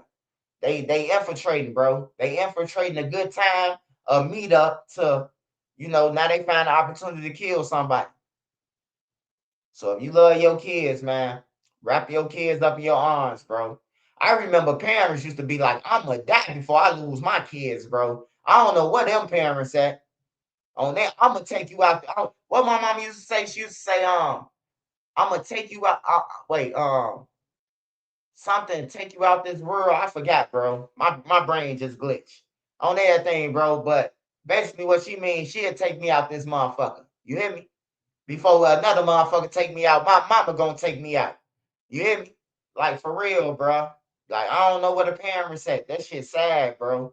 1,000 kids outside. What the fuck the parents say? That's because people having 5, 6, 7 kids, bro, and can't even watch they. You don't know what your 13-year-old and 14-year-old them into because you got a motherfucking a fucking football team. 1, 2, 3, 4, 5, 6, 7. You hear me? All your kids back to back and shit. Like people got to stop that, man. If you can't watch 2 kids, bro, 1 kid you can't watch. Don't have no more kids till you can start watching that motherfucking kid. I brought you into this world, now I take you out. Thank you. Yeah, that's what my mom used to tell me all the time, man. You know, and I believed her. I used to believe her, like shit. I don't want to be taken out the world. But these kids ain't shit. Like they don't respect their parents, bro. And then they gonna be crying like a bitch when they mama and parents do go. That was good to you. That brought you every motherfucking thing and bust they back for you. And when they gone, bro, you gonna wish you would have motherfucking been respectful. You gonna wish all that shit, man. You only get one mama, bro. When granny go, the family break up. When mama and them go, it's like shit. You fuck with your siblings, but shit, on your time. It's like the family structure is over with. It collapsed a long time ago, you know. And now you get up with people. Everybody got a gun now. Everybody bringing guns and shit. You can't even get up with your own family. A motherfucker get drunk or a motherfucker did something in 1976, and now you got another drunk motherfucker. Yeah, nigga, remember you used to talk to me crazy in 1976. What you gonna do now, nigga? Bow. You hear me? Like everybody a gangster, bro. The old people, everybody reminiscing about some old shit, and they killing and going to jail for some old shit, bro. Like for real. Hey, all them people who died, bro, they dead already. Go ahead and get you some money and run on everything. Don't keep on killing and think you ain't gonna get caught. For real. Or getting popped off with guns, bullets, and shit. And y'all on the internet rapping about it. Y'all Rico just ain't come yet. That's all. Y'all just giving them more information. So when the feds do come, they gonna clap y'all ears together. Cause y'all don't believe in shit. Every other month, one of y'all get locked up with 3, 4 guns. You think they ain't taking total and putting them guns through ballistics and shit like that? And then a motherfucker walking around with a gun that they didn't kill people with. They getting caught with a murder weapon. Like what's the little boy? He grown though, but I just call him a little boy because he little boys do shit like that. He got caught with the weapon that killed T Grizzly, auntie. He was just sitting outside as if he ain't had a weapon on him. I know damn well he know that weapon killed T Grizzly. Killed T Grizzly auntie. It just slow people. He look like he's slow though. He look like he's slow. He look like he don't eat bananas. He look like he blend them up. He blend bananas up, goddamn it, and stick his hand in there at a time. He put banana, he blend the banana up and put it in a bottle, man, and try to drink it out the nipple, man. It'll never come out, man. He look like one of them motherfuckers. Y'all know who I'm talking about, right? The 600 guy, the 600 guy. 600, the fuck is his name? He look like an alien. The fuck is his name? 600, not Bite Down. It ain't Bite Down. I forgot the little guy name, man. But yeah, he was sitting right outside with the weapon that killed T Grizzly auntie, man. I couldn't believe it, bro. Like, you ain't got no more guns. Like, you can't afford no guns. Woo, 600 woo. 600 woo. Yeah, that was crazy, bro. That was crazy than a motherfucker, man. For him to get caught with the murder weapon that killed T Grizzly auntie, bro. Like, that shit crazy. Like you can't trust nobody, bro. You can't trust nobody, especially when it's dealing with contracts. You hear me? When like say a manager come and say, "Oh man, hey look, I could take you further. I could take you further than your manager could take you. You know, I could get you in this room and get you these and get you some millions of dollars. Your manager can't do shit for you. You know, now you trying to figure out how to get rid of your manager, but your manager was smart. Your manager paid for your studio time. Your manager put you in a contract. So now you just can't dump your manager how you want to. So what other way to get rid of your manager? Kill him. Plain and simple. And it's over with. Can't nobody else just come and say, "Oh, my mama was your manager. I'm your manager now." That it don't work like that. It's over with. Same thing, with Chino. Chino just happened to, get killed like that, bro. Like it's still some bullshit to me. And I know Chino. I know Chino just like I know Bezu. Before Bezu knew him, I knew Chino from 46. I still think he got backdoored, man. I don't think nobody from 051 or none of that killed him. I think he got backdoored, man.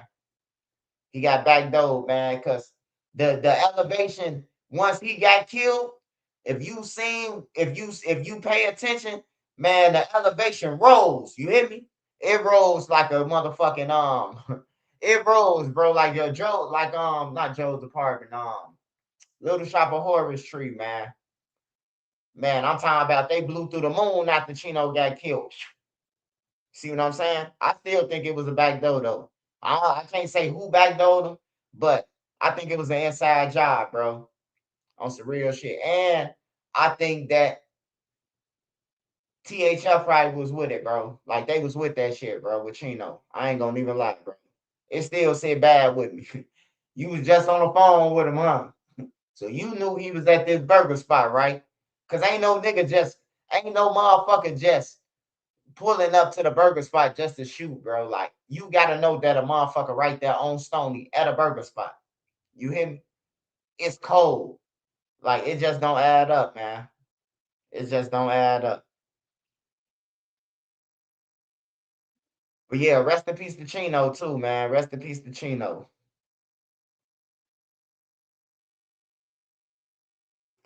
I'm back. Oh, both Chinos too. I know both Chinos. I knew the other Chino since he was a baby. We and BJ, Boss Top and them family. I knew him since he was a baby. So rest in peace to Chino. Yeah, rest in peace to him too, man. I don't know who he killed or what he was doing, but I knew him since he was a baby. He was a kid when I was in Parkway. He was a baby. He was bad than a motherfucker though. He was one of them little niggas be punch you on your nuts, hit you on your nuts, and then get low. He was bad than a motherfucker. His other brother was bad though. Wee. I don't know what Wee at. BJ other brother. He got a younger brother. That motherfucker, he a demon. He terrible. But I hope we changed, man. Send bro some stars to keep the channel busting. Tay City Hoodie. Hey, I appreciate you, man. I appreciate you, Tay City Hoodie, the love and support, man. And Hood Fella and Adia and Tay City again, too. Yeah, I appreciate that, man. Send bro some stars to keep the channel busting, man. Send some stars. Smash that like button.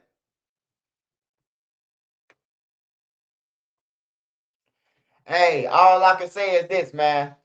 If OTFDD get granted bond tomorrow, man, look, they're going to motherfucking ADX first class, man. First motherfucking class. If DD, hey, look, I ain't saying DD gonna get no bond.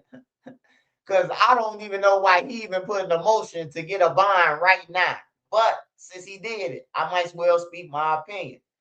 Hey, if OTFDD get bond tomorrow, look, they're going first class to ADX, the feds, man. That means everybody in the folded after that shit. I have no choice but to believe it after this. But I don't think Didi getting out though. I think he just I think he just using his lawyer at this point to find out what other murders they coming up with. You know, because remember Lil Ted, remember his brother Lil Ted. That's his blood brother. So if Lil Ted do know about a body, and Lil Ted did know about the body at that police station when he got caught with the gun outside the O block, and he really know about a body. If I was Didi and my little brother already in the paperwork, hey man, hey, say Durk did it. Hey, tell bro, he already know what the fuck to say. Hey, tell them people I ain't got shit to do with it. Durk did it. That's his little brother. I mean, it ain't like he gonna say he did it. Shit. Lil Ted ain't gonna say, oh, my brother Didi did it. He ain't gonna say that. So, when play fighting older guys in the hood, I was swinging on the nuts. Three Ninjas move. Hey, yeah, they don't know about the Three Ninja kickback.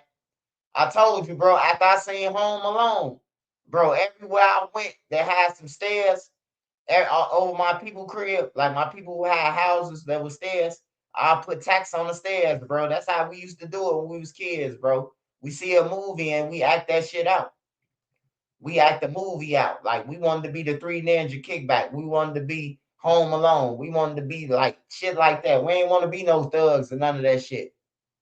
Like we ain't, you got some people who wanted to be Nino Brown them and shit like that, but I ain't like that shit because my mama was off drugs and my mama and them friends was off drugs. The whole damn project was off drugs. It probably was like 5 people in our project building that wasn't off drugs. They had jobs, cars, and everything. Everybody else was off drugs, walking around that bitch like a zombie, man. So I hated New Jack City and all that shit. I ain't never liked none of that shit. I'm just keeping it real. That shit destroyed families, bro. All my friends that I know from the low end to the hundreds, we all met because we all got took away from our family at the same motherfucking time or the same week. We all ended up in a group home. One big ass group home. Where you from, bro? Oh, I'm from 47. Where you from? I'm from Murdertown. Where you from? I'm from the Wells. Where you from? You know, that's how everybody met. Shit. Getting taken away from their parents and shit. So I hated that shit. I was cold when me and my cousin played Three Ninjas. Hell yeah, Three Ninjas was that shit. I love everything that Mr. Miyagi was in.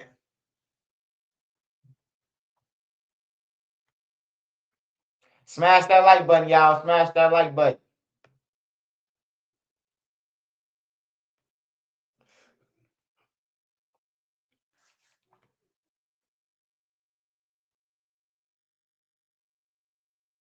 Yeah, Rocky was the dude, man. I ain't gonna lie. Hey, I don't know if y'all Chicago U.S. Attorney released real special report. Hey, matter of fact, I'm glad that I'm talking to y'all about this shit, right? So somebody had was telling me, hey Swipe, hey man, watch the trial, man, the Chinese trial. The Chinese man trial was some shit. Hey, look, I ain't know who the fuck you was talking about now. I was high, I be high as hell on here, bro. So I didn't know you was. I thought you was talking about a Chinese restaurant in Chicago. You know, I ain't know you was talking about a boy got killed for some fucking water or whatever he had in his pocket. And then the Chinese and them chased them down. That shit was foul, man. I seen the video. I watched it yesterday, bro, and I wish I'd pay attention more because somebody tried to tell me about that shit, and I thought you was talking about Chinese food, bro. You don't know what I'm talking about? This guy, a store owner, his wife, or I don't know what she is. She approached the team and told him he was stealing. She was on some Minster Society shit. Hurry up and buy it. You know, going through the chip aisles watching him. So he was stealing. It looked like he did put some shit in his pocket, but it also looked like he put it back. So they took it upon themselves to play, you know what I'm talking about, God, and they killed the little boy, bro. I think his name's Cyrus. You know, that shit foul, man. Hey, somebody told me today, like, hey, Swipe, man, we got to get the Chinese up out of our community. And woo, woo, woo. Hey, look, I'm going to say this. I'm just going to say it like this, bro. All Chinese people ain't bad people, bro. All white people ain't bad people. All Indians ain't bad people, bro. Because Chow killed the motherfucker. That don't mean that I finna stop eating at Nikki's restaurant. You hear me? Like, I'm not. You know, I don't know what's wrong with people, but, you know, if you want to push any agenda, hey, either you start taking the guns that's under your kids' mattresses and your nephew and their mattresses and going on their live to prevent the violence, or you tell on their ass. Other than that, man, hey, look, child need to be handled. Child don't need no other stove, and child need to be stepped on. But I'm not gonna take it out on every fucking Chinese that I see because child killed the boy. You hear me? Like I'm not. Like I'm not. I don't know, but a motherfucker. You know, I seen people. You know, like we should boycott all the Chinese. Hey, look, bro. I eat Nickies every time I'm in the city. I order Nickies and the egg rolls. They call Nicky rolls. You know, just a shrimp egg roll. You want a shrimp egg roll? You got to say Nicky rolls, and then they get it to you. But yeah, I mean, I'm sorry about the little boy. He went in the store and was stealing shit, but you know, they ain't got nothing to do with Kim Lee now, who in Chicago, who buy book bags and you know being a Bud Billiken parade active and shit like that, bro. Like for real. Nickies be donating Chinese food to, you know, the high schools and shit. When they be having them big ass things, they donate money. You know, they're in High Park area, so they contribute to High Park. They contribute to their community. You know, and it's black people and Nickies. That's what'll fuck you up. You will call on the phone and order some food, and a black girl or a black dude gonna pop up who been there forever. They gonna answer the phone. You would think, may I take your order? No. It's black people gonna answer. Sometimes the Chinese do answer, but it's black people that work there. So, you know, I feel bad for the little boy Cyrus though, man. Don't get me wrong, I feel bad, but I don't even know where Cyrus from. You know, I think Child them need the let's watch this real quick so y'all get a picture of what I'm talking about. Have you heard about this prediction market, Kalshi? Yeah, lets you trade on anything from sports to culture. What about UFO sightings? We, the jury, unanimously find the defendant, Chi K. Rick Chow, as to the charge of murder, not guilty. I don't care what that jury said. There is no justification for that. It should never happen again. And it is not open season on black people for anybody to feel like they should be able to do it because the jury found him not guilty. Tonight, the verdict is in. After deliberating for nearly 8 hours, a jury has found Rick Chow not guilty of murder in the death of 14-year-old Cyrus Carmack Belton. And you just heard there from attorney Todd Rutherford, who is representing the Carmack Belton family. That jury finding Chow not guilty of murder in that shooting death. The verdict again coming nearly 8 hours after deliberations. News 19's Kiki Gushu is in studio tonight with more details. Kiki? JR, for hours today, it appeared the jury was struggling with this case. They asked to hear definitions of malice and murder again, sent multiple notes to the judge, and at one point, some jurors indicated they were ready to go home.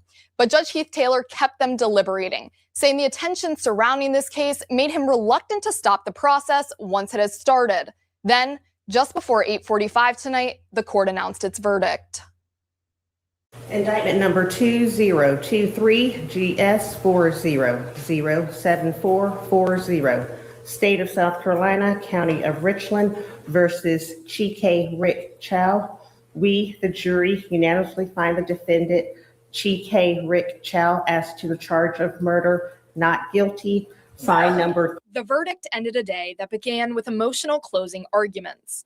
Prosecutors argued Cyrus Carmack Belton was a frightened child running for his life.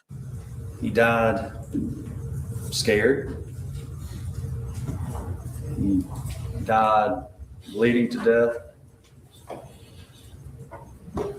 With Rick Chow's face being the last one he saw. He died surrounded by strangers. The defense told jurors. First, we're going to begin with day 2 of the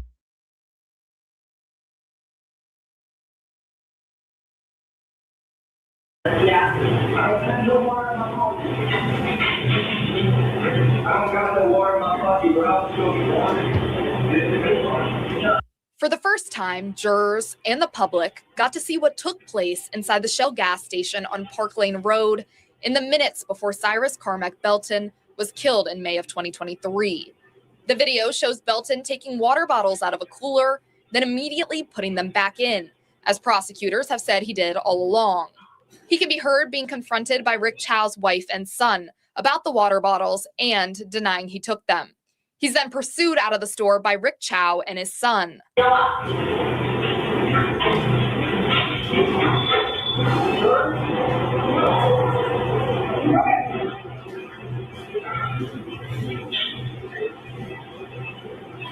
Prosecutors argued the store's camera system provided more than enough information for law enforcement to identify Cyrus without anyone chasing him.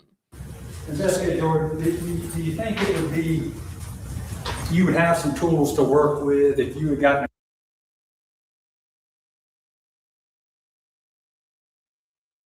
Hold on now. Hey, even if he did have a gun on him, man, they chased him down. They chased him. So what Shorty? So what we saying? What Shorty's supposed to do is let off the switch at the China man. Then he'll be in jail. Man, they ain't supposed to call the police on Shorty, man. Hey, child need to be stepped on. I ain't gonna even lie. I ain't holding back no words. Child need to be stepped on, man. For real. They chased that boy down, man. I don't give a fuck if he did have a gun on him, bro. They took it. What you gonna shoot him for? What you chasing him for? $1 of water that you probably got for 77 cents in China? Like, fuck that. You gotta go, man. Child gotta go, bro. He gotta go.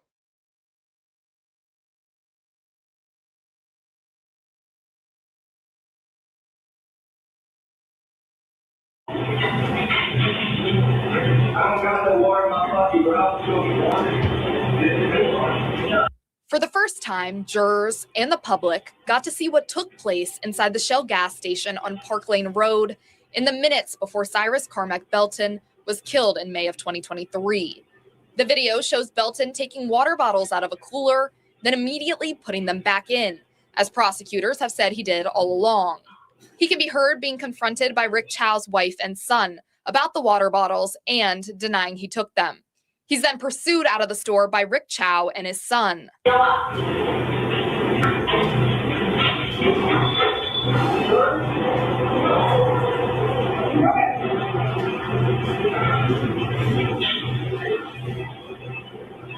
Prosecutors argued the store's camera system provided more than enough information for law enforcement to identify Cyrus without anyone chasing him. Investigator Jordan, do you think it would be, you would have some tools to work with if you had gotten a call that this guy, this boy right here, had stolen. Do you think you would have some tools to help identify him? Yes. And investigate whether or not he had stolen water? Yes. Do you feel confident law enforcement could have handled this? Absolutely. But the defense spent much of the afternoon focusing on Cyrus's actions that night.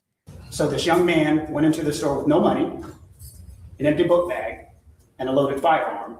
And you're telling this jury there was nothing suspicious about that? Well, we don't know they didn't have any money on him at all. There was no money found on him. Jurors also heard from Dr. Amy Durso, the forensic pathologist who performed Cyrus's autopsy. She walked jurors through the bullet's path through his body, using x-rays and a courtroom demonstration to explain what positioning would be consistent with the trajectory she observed. You expect this trajectory, would it be consistent with somebody running away in a runner's stance with their back directly towards you? Yes. Prosecutors asked if it would have been possible for Cyrus to have been turned around pointing a weapon. She said no.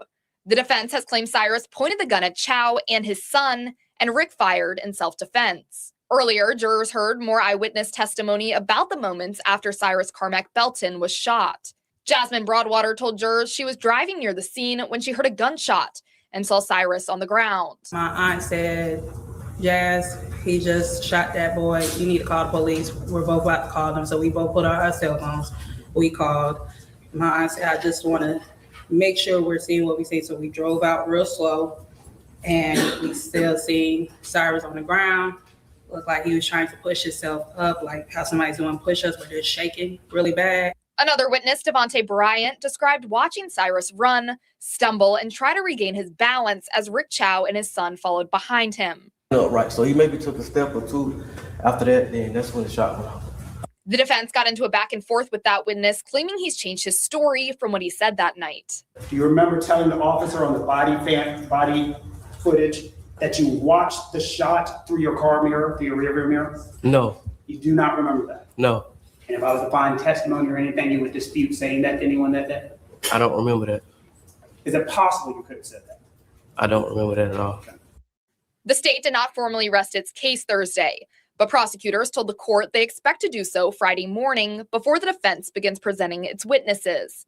At the Richland County Courthouse, Kiki Gushu, News 19, WLTX.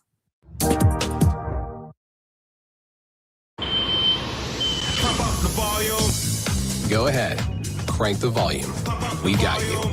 USPS has increased daily package. Hey man, child them gotta pack it up, man. I don't give a fuck what child them go at. But they gotta get the hell up out the USA. Ain't no way in the hell they was supposed to chase Shorty over no water. Hey, look, you know what the Chinese do in Chicago? The Chinese, once you steal out their stove, they next time you come, you gonna see your picture on the front door. They gonna take your picture and put your mug shot up there. You hear me? That's how Chicago, the Chinese stores do. You could steal up out of there one time, but your shit, everybody who come in there gonna tell you, man, they got your picture up there. You hear me? Like, come on, man. That shit wasn't worth even them chasing him. Man, he stole a bottle of water, man. A bottle of water, the most. 2 bottles. Man, that shit wasn't worth no chase, bro. Dude was trying to be a cop or something. He should have signed up to be a cop then. That shit just blew me. Not guilty. Shit, just like what's the little boy name with George? Not George Floyd. Zimmerman.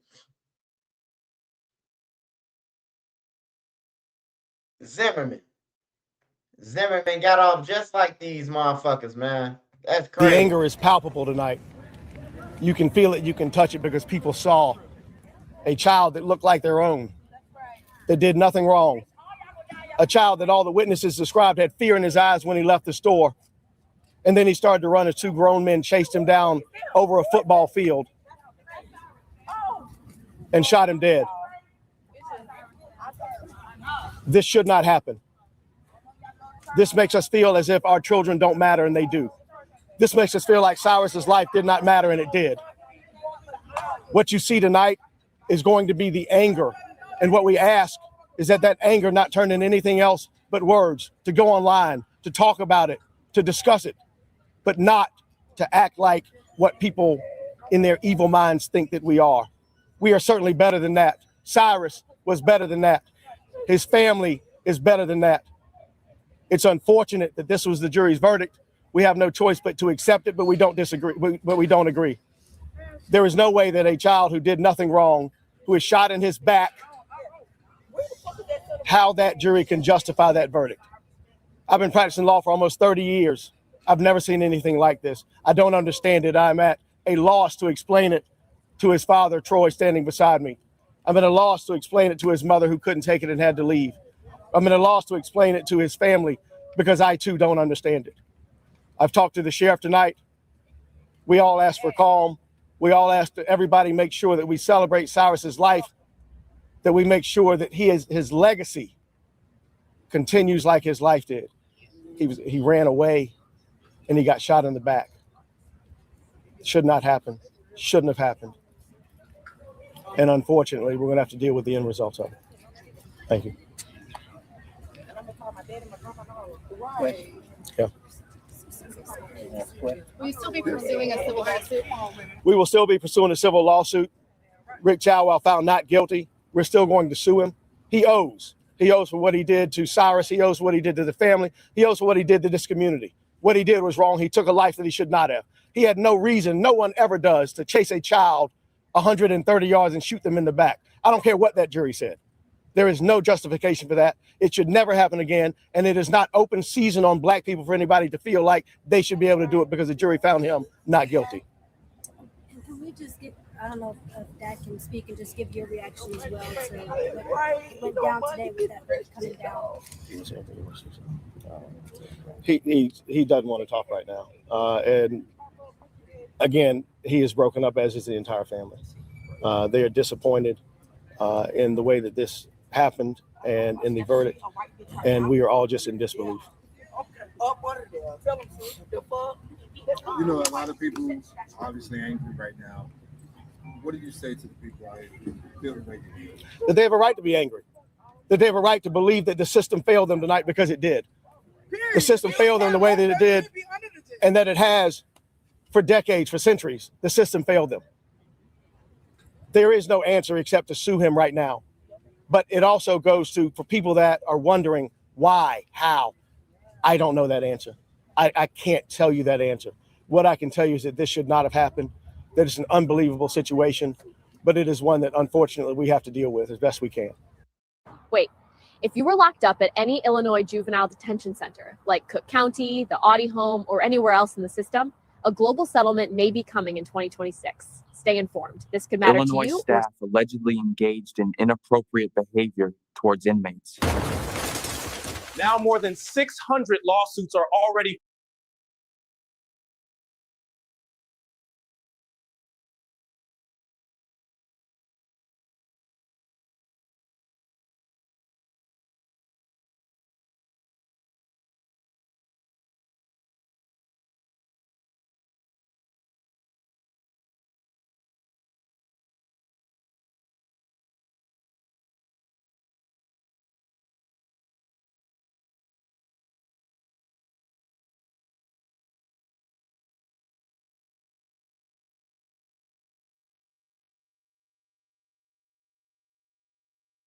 Hey, I don't under child sipping Moscato, eating scones with caviar dip.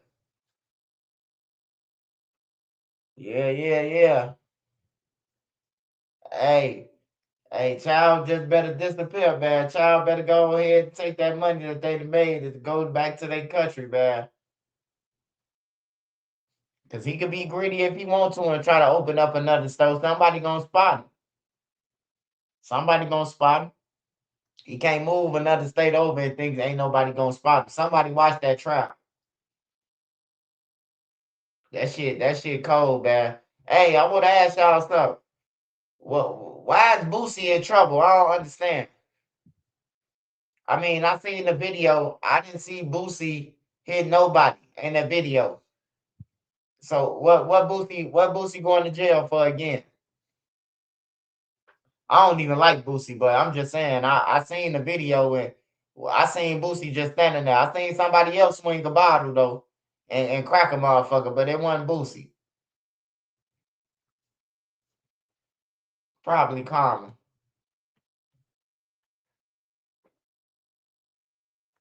Smash that like button, y'all.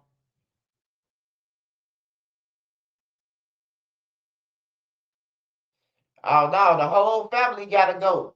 The whole family, the mama and everything, everybody. Everybody in the store gotta pack that motherfucker up, man. That shit crazy, bro. Like for real.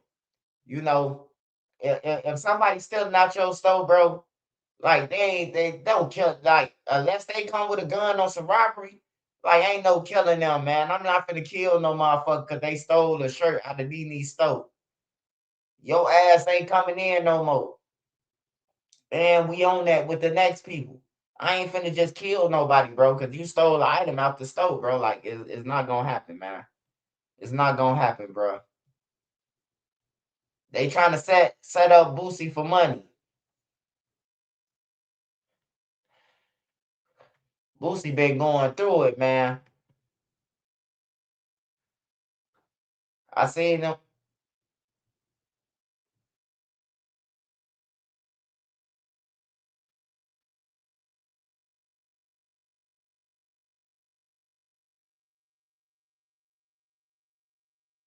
I seen them say Polo G had got arrested. I mean, they ran the Polo G house and got some money. I'm like, what the fuck going on? You can't hide no money. Shit, you can have as much money as you want to, long as that motherfucker accounted for. Shit, I done seen Mayweather got that with $5 million, $10 million in cash in his crib. You done paid taxes on that shit. Why not? You can't have it. He got the buddy of Shorty Pop. Yeah, he would have got booked. Texas and Houston area not playing about Boosie.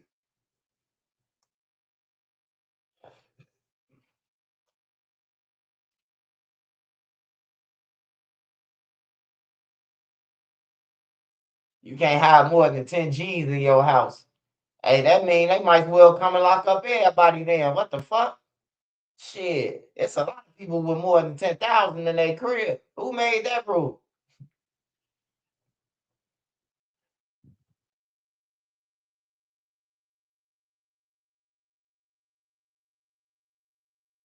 Hey, that's the case. The bank might as well not even accept orders of money then. Cause there's people out here ordering $1 million in cash and money. 500,000 in 20s. You telling me that they can't hide to the number 10,000?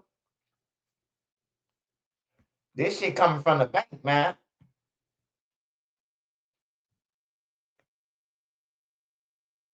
All right, so I see Boosie. Sauce Walker, man. I don't know what's wrong with Sauce Walker, man. I thought he had the drip. Seems like he mad at Drake, man.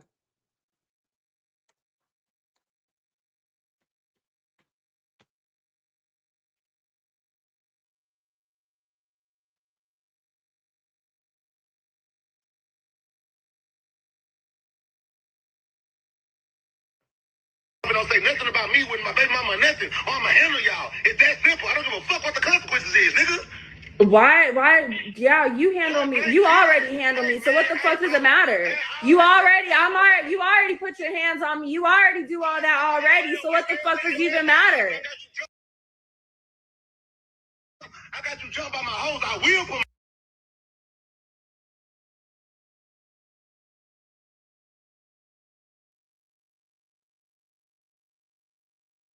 What's not true?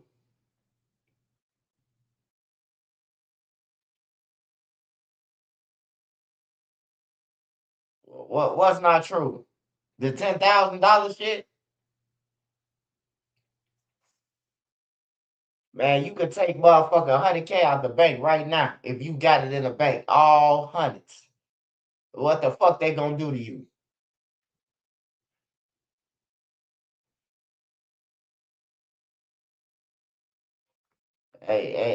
Sauce mad, man.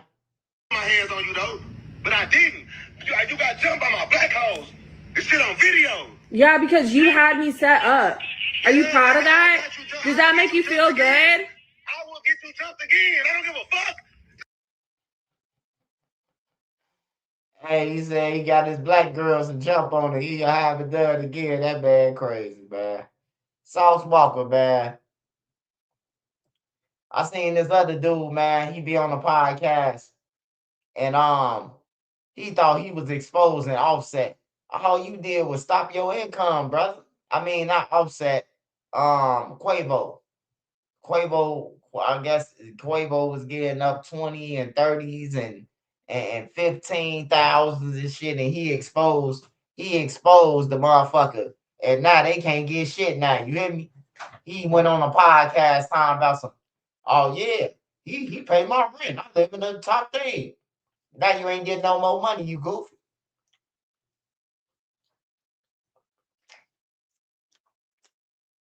I'm saying though, if Drake's sending 100,000 to her motherfucking thing, I mean, you saying that you pimping her anyway.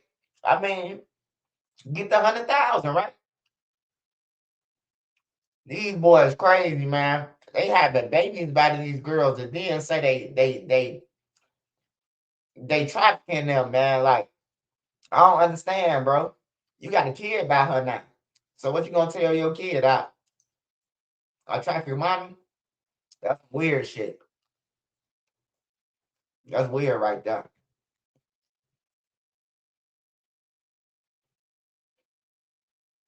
Just like I get Drake smoked, I will get Drake car shot at. Nigga, the fuck? Man, you better realize who the fuck I am. I don't give a fuck with nobody. Okay, you need to calm down.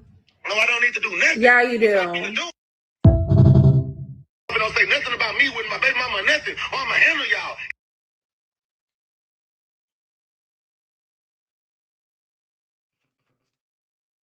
That's crazy, man.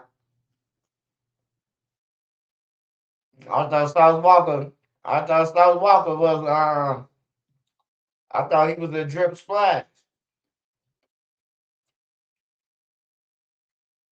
He mad than a motherfucker. Let me go to somebody who got the story. I ain't going to nobody who already lied. These guys they had me. That's why I report about California, bro. Motherfucker said that NFA killed the dude at a taco stand.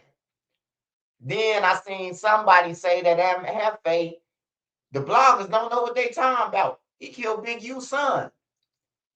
Man, MFA ain't had shit to do with the taco, Big U's son, or a radio man. He killed the OG from his hood. Like, it was crazy though. 2468. Who will help you customize and save? Liberty Mutual. I'm gonna go with Sean Todd. Panadoc is the document management solution for creating, signing, and tracking. Don't say nothing about me with my baby mama or nothing, or I'ma handle y'all. It's that simple. I don't give a fuck what the consequences is, nigga. Why? Yeah, you handle me. You already handle me. So what the fuck does it matter? You already put your hands on me. You already. We ain't, you know, so that's Sauce's whole philosophy. And now online, a lot of people are, they're smearing Sauce Walker's name. And, you know, I've been on Sauce for a long, long time. That's only a 30-second clip. So, I mean, we're assuming that Drake hit his baby mom. And his baby mom, Sauce's baby moms, they nice. They slick nice. Super thick. That's Drake's type. If you put Sauce Walker's baby mom next to Drake baby mom, they're the same thing. So it's very, very believable. Very out of character of Sauce. So I could tell something went down that he didn't like. Sauce feel played. And that's no excuses for Sauce Walker. He has another video saying F his son. There's just a lot going on. So I don't know what she did, if she stole from him or I don't know. We do not know, but it doesn't look good for Sauce. And I know he's going to come out and explain himself. That's how he is. He likes to protect his brand. It's not a good look for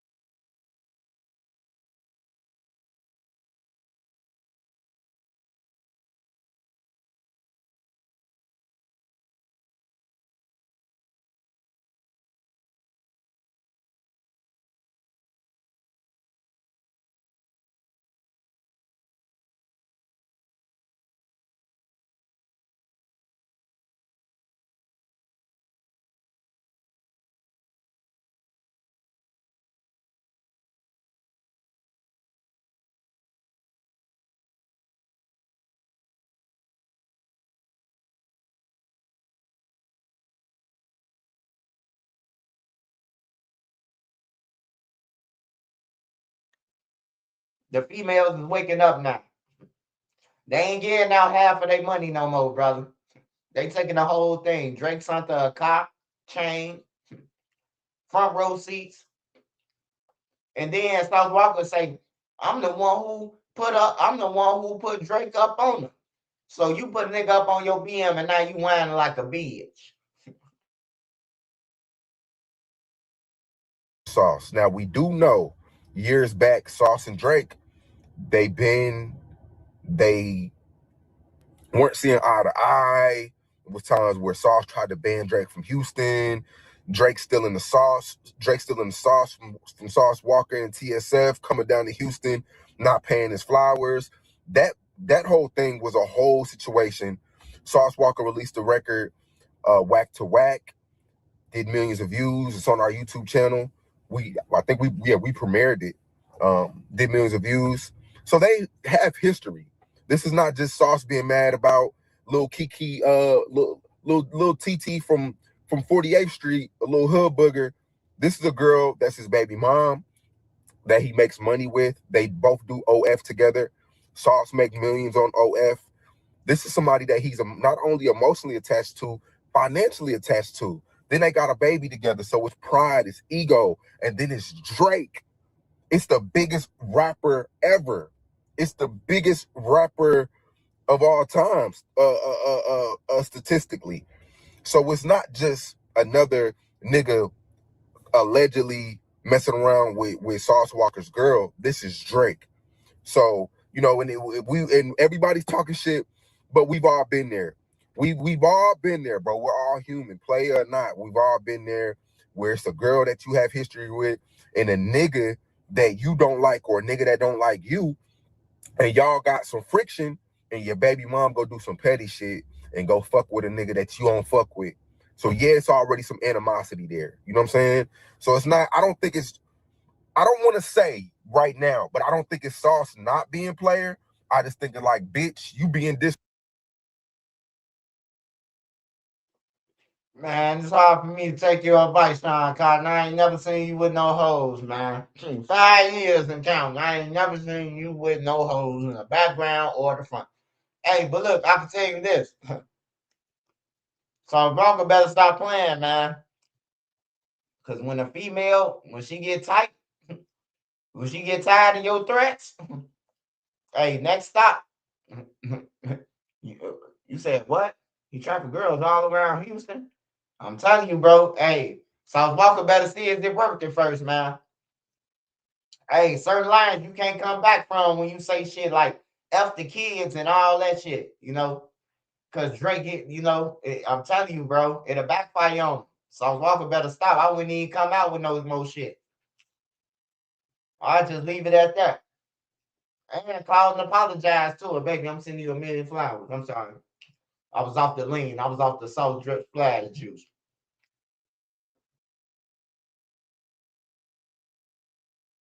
Disloyal and fuck that nigga too. We've all been there. That's just the name of the game. We're human. We got to stop acting like, and guys, we like to act like we don't have emotions, bro. We all have emotions. Hey, we ain't never all been like that. You ain't gonna say that we all been like that. I ain't never called no nigga phone and told him I was gonna kill him, bro. I ain't never did that shit, bro.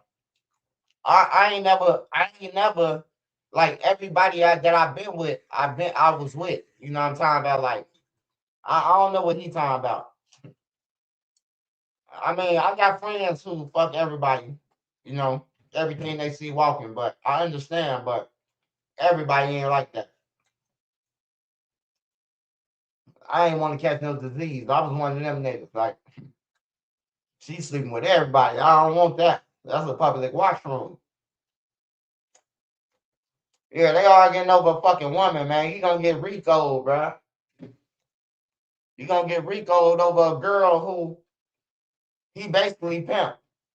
Like, that's crazy. He basically saying that he pimped her, he gave her to Drake, and now he mad that she ain't cutting him in. She's spending too much time with Drake now. Clown ass dudes, man.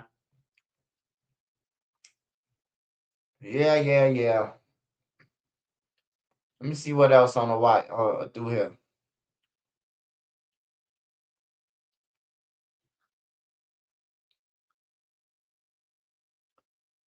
All Star J, man, he in jail for shit, man. All Star J, he in jail for nothing, man. He in jail because of the gun, of course, but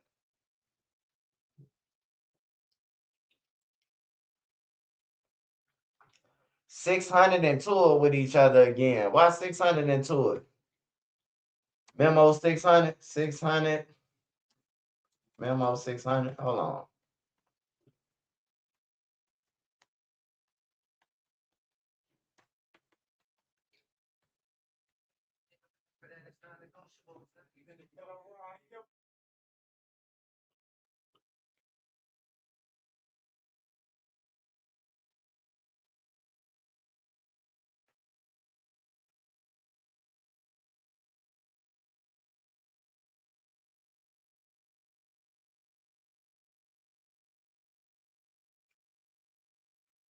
Hey man, free Big Wani, man. Free Big Wani. I don't never say free nobody, man, but free Big Wani, man. One day he'll get it, man. Big Wani is back in jail, man. Free him, man. God damn, I ain't saying free people. Big Wani, he get out and do. Well, I don't know what he did, but I just knew Big Wani for shit 20. Big Wani about what's the night? Yeah, I knew Big Wani for about at least 20 plus years. I knew Big Wani since he was a kid.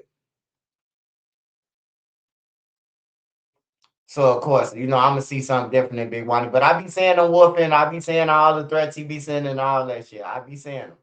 I be listening to the clubhouse. Don't shit get past me. But yeah, he locked up again, man.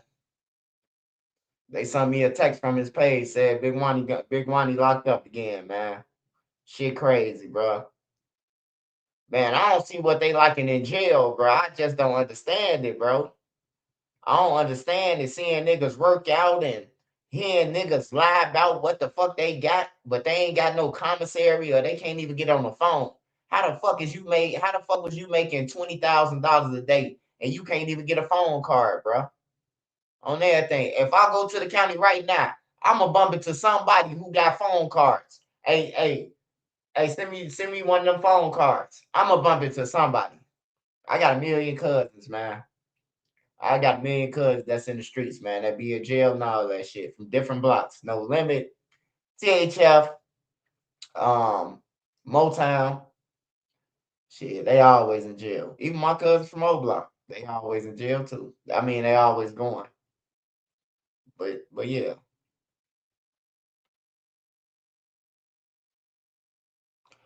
All Star J did it to itself. Now I ain't gonna say it like that. We ain't gonna even say it like that, J Money. Cause if you was sitting chilling and you was eating your steak and lobster and a motherfucker blissed you, Trenches News would be taking up for J Money right now.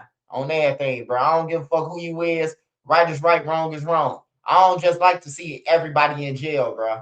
Like for real. If you deserve to be in jail or you rapping about murders, your ass deserve to be in jail. If you out here killing and robbing old people and shooting kids and hanging with kids, you need to go to jail, nigga. You in the way. You hanging with 13-year-olds and you 25 years old. Talking about them, my shorties. You need to be in jail on everything. But I do respect people who in the streets that defend themselves. He was defending himself. When you shoot somebody, it's called adrenaline. You get an adrenaline rush and you go crazy, like John Wick. You probably ain't never shot nobody. But hey, look, once you shoot a motherfucker, hey, you on Wick mode. You hear me? You not stopping until everybody stop moving, bro. You hear me? Like for real. That's how it really is, man. You gonna John Wick some shit, bro. You trying to kill a target, bro. Like a motherfucker just try to snatch your arm off. You sitting there eating this shit, and niggas just walk in, 2, 3 niggas grab you up. You got the right to do whatever to them. And, hey, look, I'm sorry for the bystanders that was eating that day, but shit, my life was on the line. You hear me? That's how I feel, man. You know, you might feel like he should be in jail. He did to himself. But I'm just saying, J Money, if you was sitting down there eating with your girl and I ran past that story, I'd be on your side. For real. I'd be on your side. And I'm pissed off at the feds because they acting like they fucking slow. If a federal agent was sitting at that motherfucking table and somebody rushed the agent and didn't know he was an agent and he unloaded on them, that motherfucker would be out of jail right now, man. He'll be out of jail, full immunity and everything, bro. He ain't even had to be on duty. He could have been off duty. And he had some problems with a girl, with his baby mama or his wife sleeping with somebody else. He wouldn't be in jail right now, man. He wouldn't be in jail, period. Yeah, I don't like that shit, man. I don't like that shit. I was gonna call the feds and tell them like y'all on some bullshit, but I just don't want them problems, man. I don't want them putting up no more cases and then try to get me in jail. You hear me? So I'm just gonna stay out my way. Hey JR, hey JR, nigga, ain't this a blessing? You made it out Kentucky after all that happened, after Michigan State, after Hubbard. Hey JR, nigga, it's a blessing. On some real shit. JR should have learned from what T Grizzly said. We made it out Kentucky after all that happened. He should have set his ass down somewhere. Well, he was sitting down though. That's how he started shooting from a sitting position. You know.